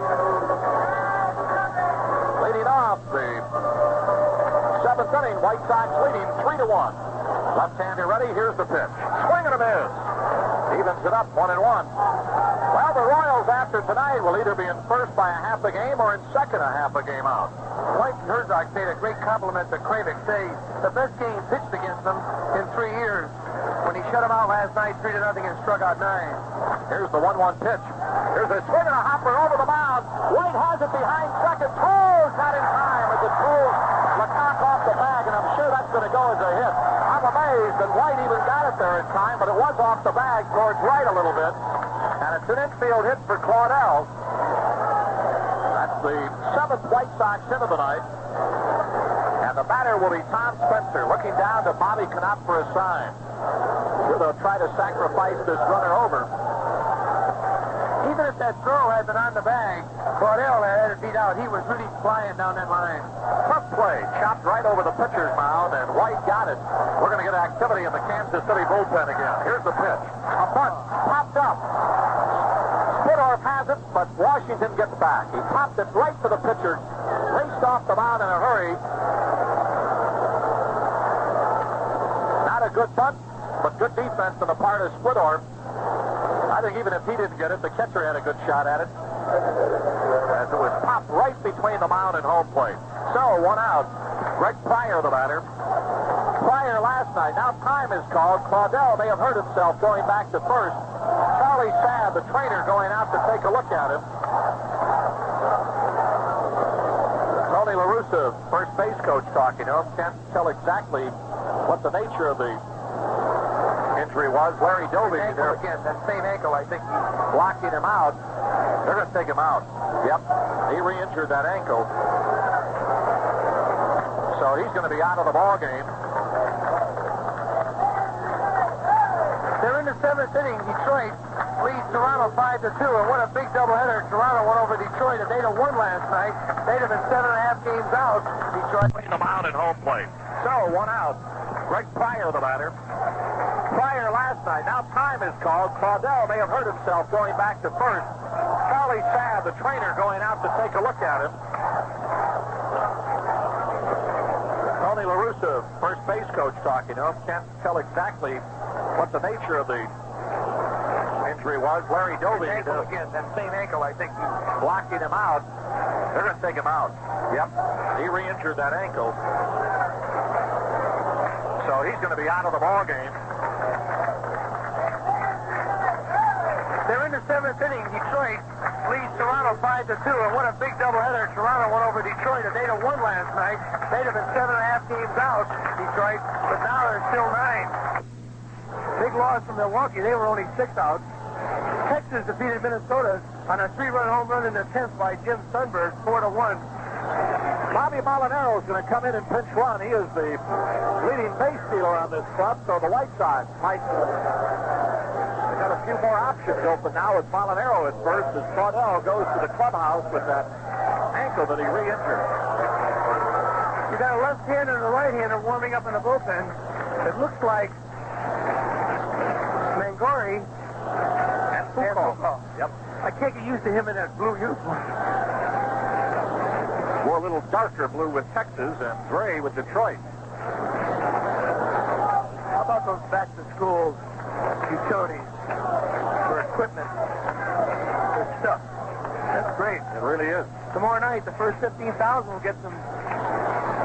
Here's the pitch. Swing and a pop-up coming back. Porter has the play. And he can't get it. He came in too far, it looked like. He wanted to pick up the fence and then go back off it. And when he got to the fence, he lost the ball because he was underneath it, and the ball just got behind him. A great pitcher like Porter can still have the same trouble. So Pryor gets a life, and many times when this happens, runs will score.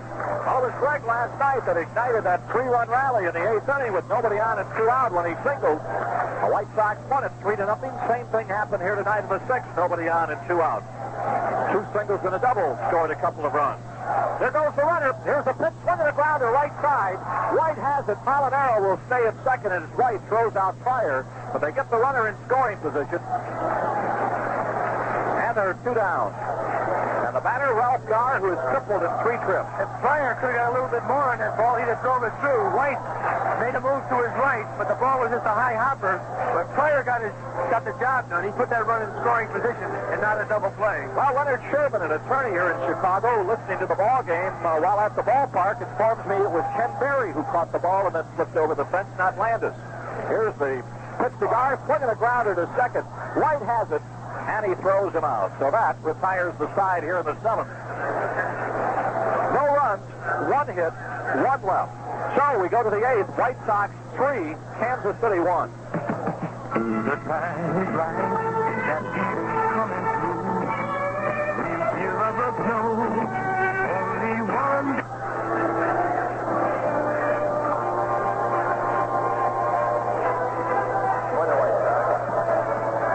Fourth round back at Comiskey Park. 14,524 here tonight. And Molinaro remains in the ball game, replacing Claudel Washington in right. And Thad Bosley comes in to play left field. So we have an outfield of Bosley in left, Spencer in center, and Molinaro in right. An infield of Squires at first, Pryor at second, Kessinger at short, Soderholm at third, and Mike Colburn behind the plate. And we look down to the Kansas City bullpen. Marty Patton, a right-hander, and Doug Bird, a right-hander, are warming up. While in the White Sox bullpen, Laren LeGros, a right-hander, and Pablo Torrealba, a left-hander, warming up for the White Sox. Hal McRae leads it off in the 8th. White Sox leading 3-1. He's 0 for 2 tonight. Got on a walk his last time up. Here's the 1-0 pitch. Here's a swing and a one-hopper to Kessinger. Has it. Throws him out. It wasn't that easy. That ball hopped about 3 feet in front of him and came up quickly. But he gloved it about waist high and throws him out for the first out of the inning.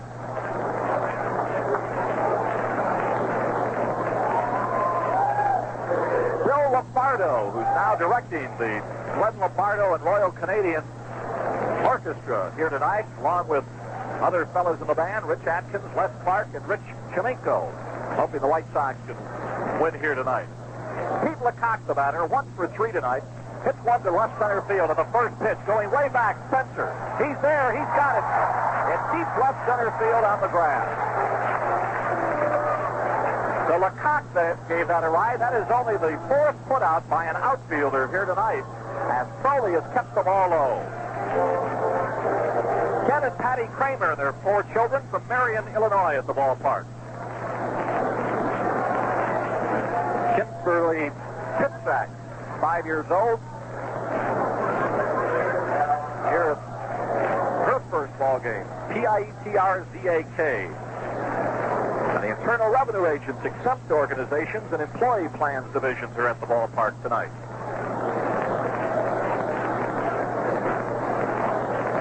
And the good old boys from the community family centers are in attendance.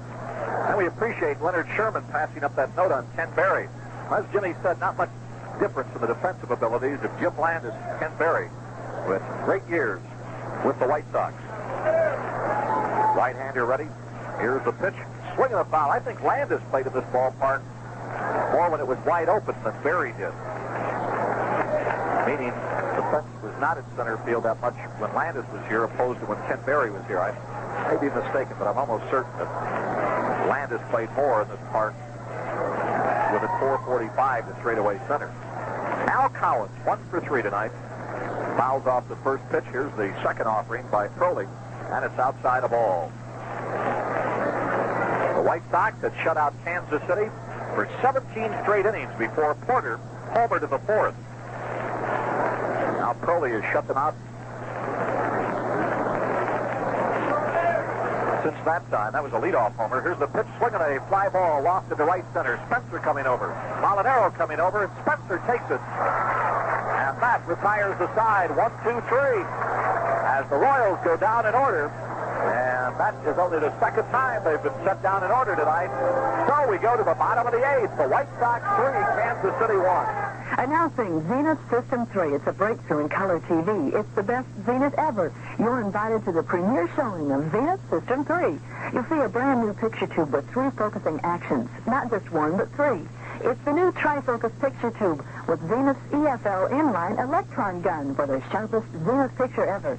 And there's a new modular chassis. It's called the Triple Plus and features complete system modules, which are 100% pre-tested and 100% electrically aligned before assembly. It's designed to be the most reliable chassis in Zenith history.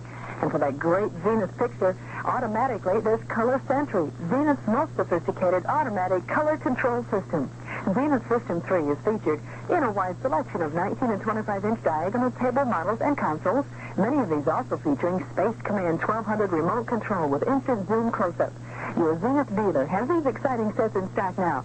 Stop in today for the exciting premiere showing of Zenith System 3, the best Zenith ever.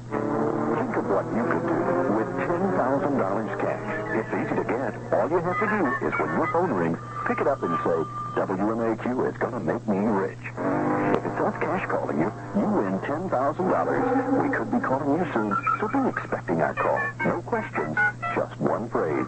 WMAQ is going to make me rich. Say it, win $10,000 cash from your radio station, WMAQ. Lauren Brown back at Comiskey Park as we go to the bottom of the 8th. Paul Splittor faces Don Kessinger here. White Sox leading 3-1. Here's a swing and a fly ball left center field, a base hit. Otis over to cut it off. Here goes Kessinger headed for second. Now he stops and goes back to first. And the White Sox get their leadoff man on. A pair of right-handers in the bullpen for the Royals, Marty Patton and Doug Bird. Or rather, Steve Foucault continue to throw. Kessinger with his second hit of the night. Looking ahead to the Kansas City ninth, they'll have Darrell Porter, Clint Hurdle, and Amos Otis. 2 left-handers and a right-hander to face right-hander Mike Crowley. Mike Squires, the batter, he triggered that 2-run rally in the 6th inning with nobody on and 2 out with a single, and the pitch to him is a strike in the outside corner after he had struck out twice. White almost made a great play on the ball, but it just got over his outstretched mitt at right center. Then Johnson singled and Soderholm doubled to left as Hurdle made a poor attempt on the ball, and it was a big break. There goes the runner. Outside the ball, throw to second, goes in standing, a stolen base. Don Kessinger with a stolen base. I don't think they really expected Kessinger to be going here with nobody out, and the fact that he is 36 years old, that is his second stolen base of the year. So now the White Sox with a runner in scoring position and nobody out. Here's the pitch. Outside a ball, 2-1. White Sox hoping to add an insurance run here in the 8th inning. Sox have defeated Kansas City 6 out of 11 games this year.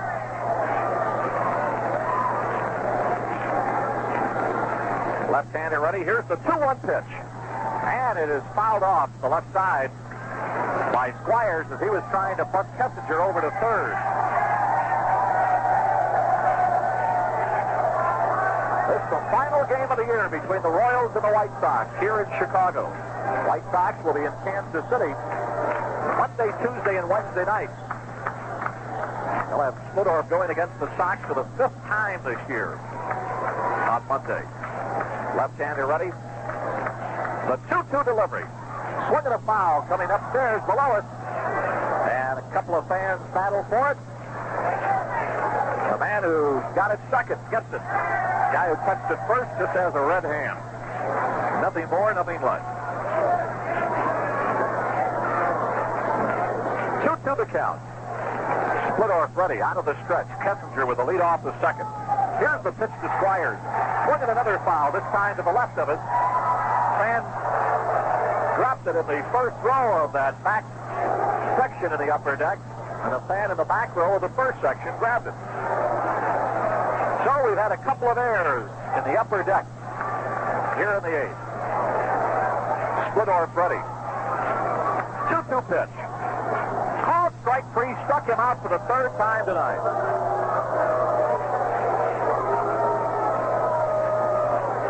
Now Mike a little disgusted, but he battled him in that last inning, and last time he was up and singled. And that triggered the 2-run rally, which has the White Sox out in front now as Whitey Herzog comes to the mound, and right-hander Lamar Johnson is up.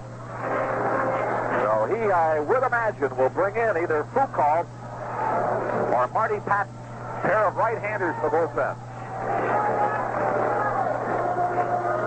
Yep. He wants Foucault, a right-hander, to come in to face Lamar Johnson here in the 8th, with the White Sox leading by a score of 3-1. And we'll be back in a minute. Is that you, Selma? Yeah, I'm home. Did you do all the shopping for the party now? Yes, I have it. Pardon me, folks. Selma? Yes? Who is this man? Oh, this man here? Yeah, he followed you in. Yeah, I promised him a Jay's potato chip. Just one. What? See, at the market, your wife bought all of the J's on the shelf for your party, and the one you left for me. Well, there are other potato chips. No, sir, not like Jay's. See here, Jay's is a natural potato chip. They're made from thinly sliced fresh whole potatoes. You followed my wife home for potato chips? They're cooked in corn oil and cottonseed oil. Tastes great. There are no additives or preservatives in Jay's. Here you are. Oh, thank you. You're going to eat the Jay's potato chip standing right here? No, I could finish it outside in the rain. Would you like another one, sir? I wonder, do you have any milk in the house, Oh, sure. Harry, get this man a glass of milk. How about a sandwich? Thank you. Jay's so nice with a sandwich. Or soup. You have tomato soup. I can't have my wife. Jay's, the natural potato chip. We're for real. Steve Foucault comes in for Kansas City. They just picked him up on waivers from the Detroit Tigers. He replaces Paul Splittorff. Splittorff went 7 1/3 innings. He allowed all White Sox 3 runs. On 8 hits, he walked a man, and he struck out 3, and he is responsible for the runner over at second base. Now, Foucault with Detroit had won 2, lost 4 with 4 saves, with an earned run average of 3.37. They don't have any stats on him for Kansas City, so I will imagine this is his first appearance with the Kansas City Royals.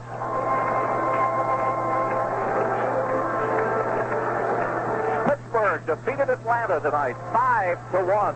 10 victories in a row for the Pirates. And they have now moved into an identical tie for second place with the Cubs. Both clubs with a record of 63 wins against 62 losses. The Pirates are coming tra-la-la-la. Bob Glass, who's with Associated Press here in Chicago, informing us that the Pirates have a much easier way to go than either the Phillies or the Cubs. Lamar Johnson, the batter, facing Foucault, making his first appearance for the Kansas City Royals. Blyleven was the winner in that Pirate game. He's now 11-8. Negro, the loser, 5-14. Here's the pitch. Here's a swing and a long drive into left, but it's going to curve foul and be out of play into the seat. Lamar punching that ball to left. Really not a lot of oops behind him. And an arc foul. Cincinnati has changed pitchers in the 8th. Cardinals leading 4-3. Bear has come on the pitch. Right-hander ready. Here's the one-strike pitch. Here's a swing and a base hit into left center field. Here comes the runner around to score. Lamar makes the turn at first and comes back, and it's a 4-1 ball game. So Whitey Herzog going with the percentages, bringing in the right-hander to face the right-handed hitter, and it didn't work. And that run is charged to Splittorff. So Splittorff's total statistics for the night: 7 in the third innings pitched, 4 runs on 8 hits, walked a man and struck out 3. And the batter is Eric Soderholm, who up until Lamar's RBI single had driven in all 3 White Sox runs tonight with a pair of doubles. Doubled home a run in the 4th to tie the game, doubled home 2 in the 6th to give the White Sox the lead 3-1. Now up there with the White Sox leading 4-1 and a runner at first with 1 out here in the bottom half of the 8th inning. And now Foucault wants to talk to his catcher, Gerald Porter. Other baseball today. Cleveland beat Milwaukee. Andre Thornton, a home run in the 11th, 9-8. Texas beat Minnesota 4-1, a 3-run homer by Sundberg in the 10th. And tonight, Detroit leading Toronto 5-2 in the 9th, and the White Sox leading Kansas City 4-1 in the 8th. Check the National League for you in a moment. As Foucault working out of the stretch delivers, and it's up high a ball. The Pirates won their 10th in a row, beating Atlanta 5-1, moving into a second-place tie with the idle Cubs. Cardinals now leading Cincinnati 4-3. That game has now moved into the bottom of the 8th. Right-hander ready. Here's the pitch. Inside a ball 2. Mets lead San Diego 1-0 at the end of 1. Philadelphia just underway in Los Angeles, and we've been informed that pitcher Don Sutton has called a news conference to apologize publicly to Steve Garvey for the remarks that he made about it in a newspaper article and the resultant fight between the two. Here's the 2-0 pitch. Swinging a long drive. The left hurdle is there to his left, and he's got it about 10 feet in front of the warning track in left field. And there's 2 down. 2 out, and Mike Colburn, the batter. He has flied out to center, flied out to left, and popped up to short. 0 for 3 tonight. Not only had Sutton made some unkind remarks about Garvey as well as his family in the newspaper, but he's got a radio show out in L.A., and he has gone after him on that. Just a matter of jealousy on the part of Sutton and a couple of the Dodgers, including Bill Buckner now with the Cubs, who used to be a Dodger. Here's the pitch, swing and a miss. It was Garvey, you know, who moved Buckner off of first base and made him expendable. That's one of the reasons they were able to trade him to the Cubs. He was upset at Garvey over that. Here's the pitch. Outside a ball. How in the world anybody, if you legitimately get beat out for a position, to be upset or replaced in a job?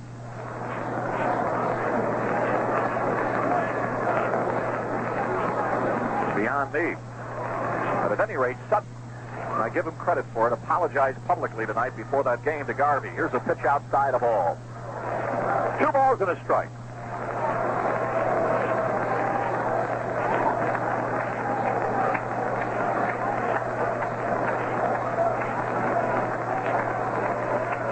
Never be afraid to admit you're wrong. Mr. Sutton did that tonight. Here's the pitch outside. 3-1. Bad one here would put runners at first and second. bring up the left-hander, Bob Molinaro. The left-hander in the Kansas City bullpen replaced Foucault when he came in the ball game, and that's Steve Mengori. Marty Patton, a right-hander, still throwing. Right-hander ready. Here's the pitch. Here's a swing and a base hit down the left field line. Lamar Johnson holds up at second. His hurdle charges the ball and gets it into the infield. That's the second hit off of Foucault, and here comes Whitey Herzog. And he's going to bring in the left-hander, Mengori, to face Molinaro. So Foucault pitched a third of an inning. He's allowed 2 hits, is responsible for the 2 runners. Colburn at first and Lamar Johnson at second. 4-1, the White Sox out in front here. Mengori making his 37th appearance of the year. He's won 1. He's lost 3. He has saved 7 for the Royals, which is second high to Grabowski's 16. And he has an earned run average of 2.68. So Foucault, making his first appearance as a Royal, allows 2 hits that resulted in a run scoring charge to Splittorff in a third of an inning.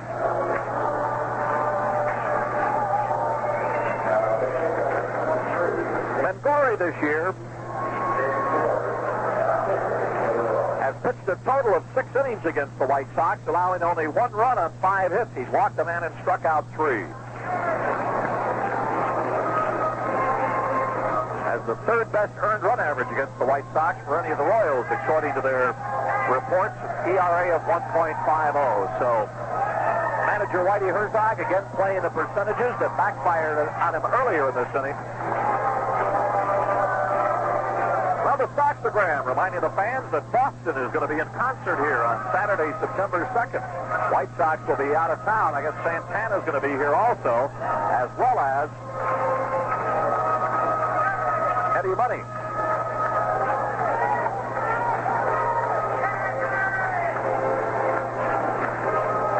Well, Leon Sherman, who's listening tonight here at the ballpark, we're talking about the fence. For some reason, I had thought that the center field was all the way to 445 at part of Landis' career, but he says no. It was 415 feet when Landis played here. Then when Barry was here, it stayed at 415. Then they moved it in to about 400. I guess that's why I remember Landis on the warning track. Here's the pitch, a bunt. Coming in is Brett. He's got it. Molinaro trying to bunt his way on. Punts it right into the mid of George Brett, and that retires the side. In the inning, White Sox had an insurance run on 3 hits, no errors, 2 men left on. So we go to the 9th. It's the White Sox 4, Kansas City 1. The sporty Chevy Monza. When you're driving down the road and you're moving through a curve and your car's looking good, it's your Monza.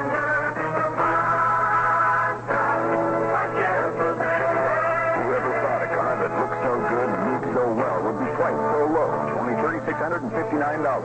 That's the manufacturer's suggested retail price, including dealer preparation for Monza 2+2 hatchback coupe. Tax, license, destination charges, and available equipment extra. Chevy Monza, $3,659. A very stylish little number. When you're turning off the head, standing up above the herd, and your car's moving through the night, there's no word in the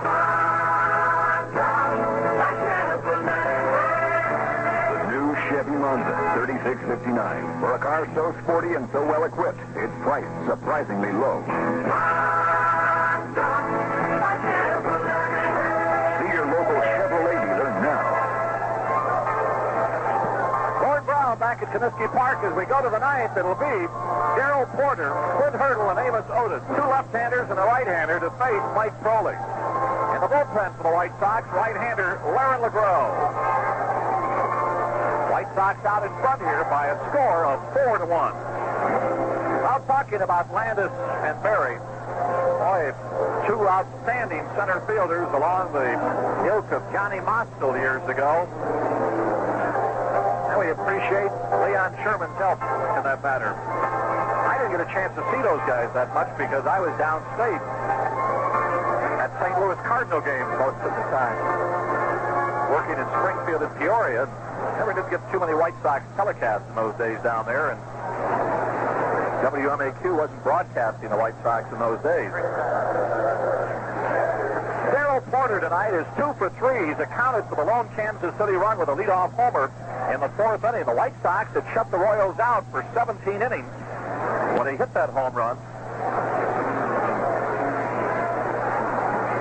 White Sox now allowed Kansas City only 1 run in the last 22 innings.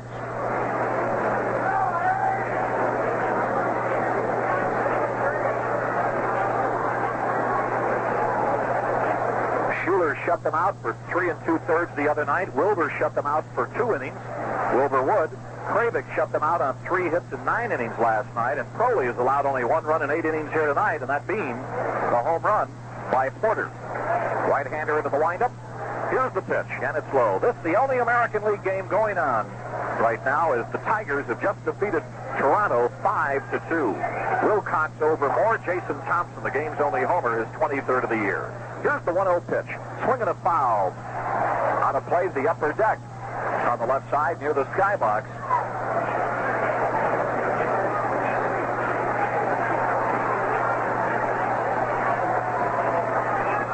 One ball, 1 strike in the batter. Right-hander goes into the windup. Here's the pitch. Swing and a miss. Strike 2. That ball moving in on the left-handed hitter.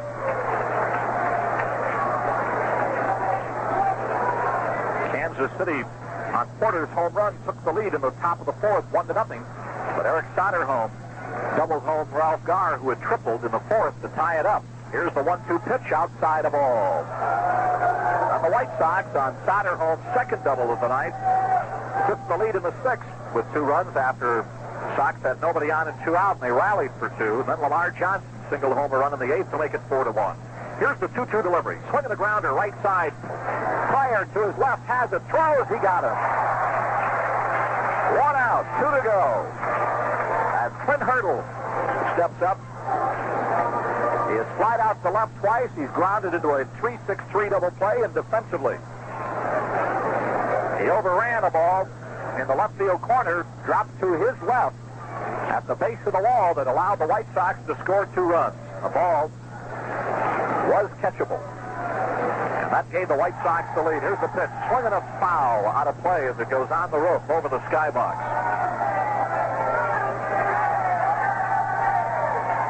Four to 1. White Sox out in front. They've out-hit the Royals 10-6. Here's the pitch. Swinging a grounder. Takes a high hop into right field, a base hit. Pryor to his left. Couldn't come up with it as it took a high hop over his mitt. And the Royals have a runner at first with 1 out, and Amos Otis the batter. Otis 1 for 3 tonight. Boy, Pryor got a good jump on that ball that was there, but it high hopped him. He had to be about 6'3" in order to get that one.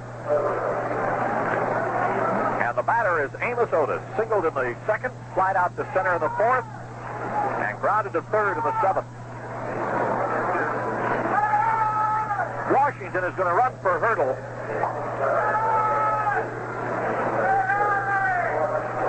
UL Washington running here.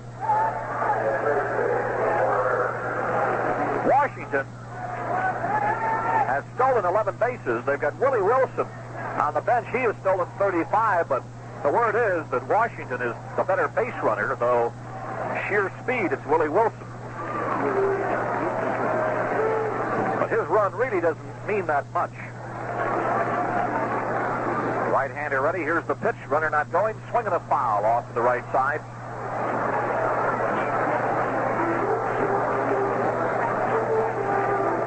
Freddie Potek in the on-deck circle. White Sox leading 4-1, trying to win the series 2-1. Win the season series here at Comiskey Park 4-3 with a victory tonight. It would also put the Royals in 2nd place. Right-hander ready, runner not going. Here's the pitch, swinging a base hit to left. Now the Royals have the tying run-up in the form of Freddie Potek as Thad Bosley gets the ball back into the infield as Otis pulls the single to left. And now Larry Doby, White Sox manager, goes to the mound. He's got Laren LeGros, a right-hander, down to the bullpen. The The White Sox at one time had a slew of left-handed relievers, but right now, Pablo Torrealba and Wilbur Wood. Left-handers in the starting rotation are Baumgarten, Kravik,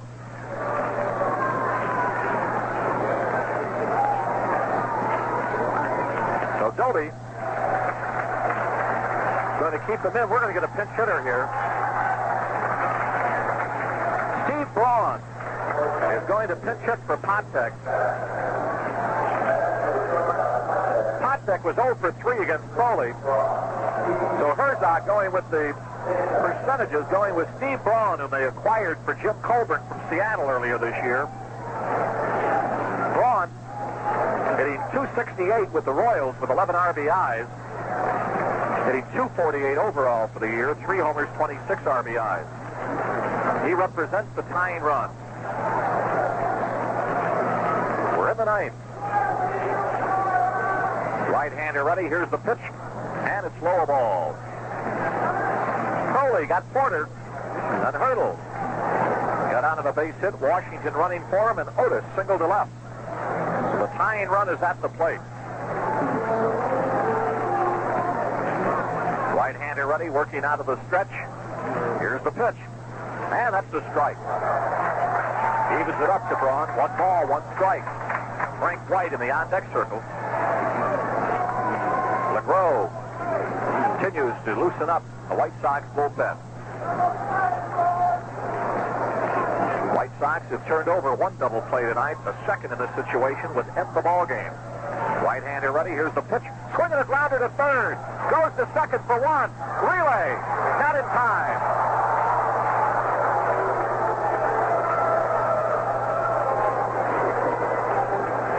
So Otis, the middleman, is retired 5-4.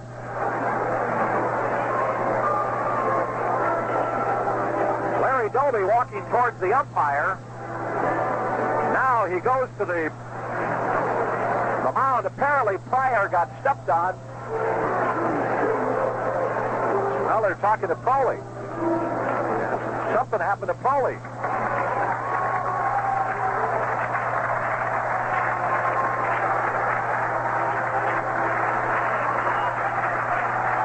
We're going to get a pinch hitter for Frank White. I don't know what Crowley did to himself. That ball was grounded to Soderholm.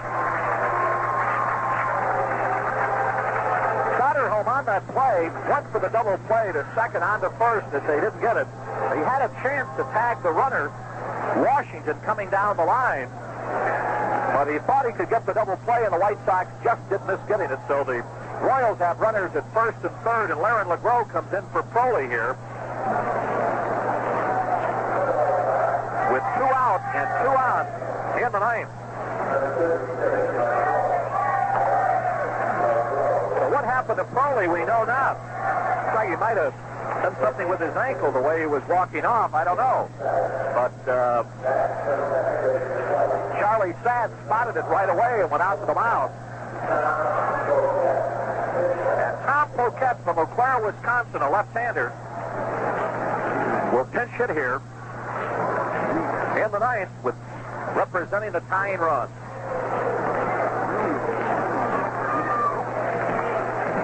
Runners at first and third and 2 out. Poquette hitting .205. He's hit 3 homers and driven in 25 runs. Frank White, while he was in there, was 1 for 2. He had singles, grounded out to short, and he also got on in a walk. They're in the bottom of the ninth at Cincinnati. The Cardinals leading the Reds 4-3. The Pirates defeated Atlanta 5-1 tonight for their 10th straight. They've moved into a tie for second with the Cubs. That's leading San Diego 1-0 at the end of 2. The Phillies at Los Angeles just underway. Those are the only games in the National League tonight. Everything in the American League is over, with the exception of this game. This afternoon, Texas over Minnesota 4-1. Cleveland beat Milwaukee 9-8. And tonight, the Tigers snapped Toronto's winning streak at 6 straight, defeating the Blue Jays 5-2. So Poquette's the batter. And Pete Vukovich and the Cardinals just beat Cincinnati 4-3. It's all over. Here's the pitch. Here's a swing and a fly ball to right.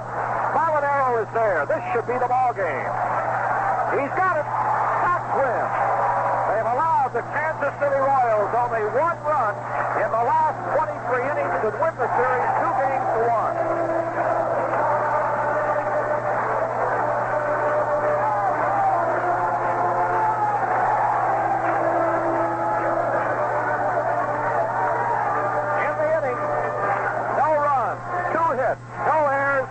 Left on, and 14,524 leave the ballpark on a happy note.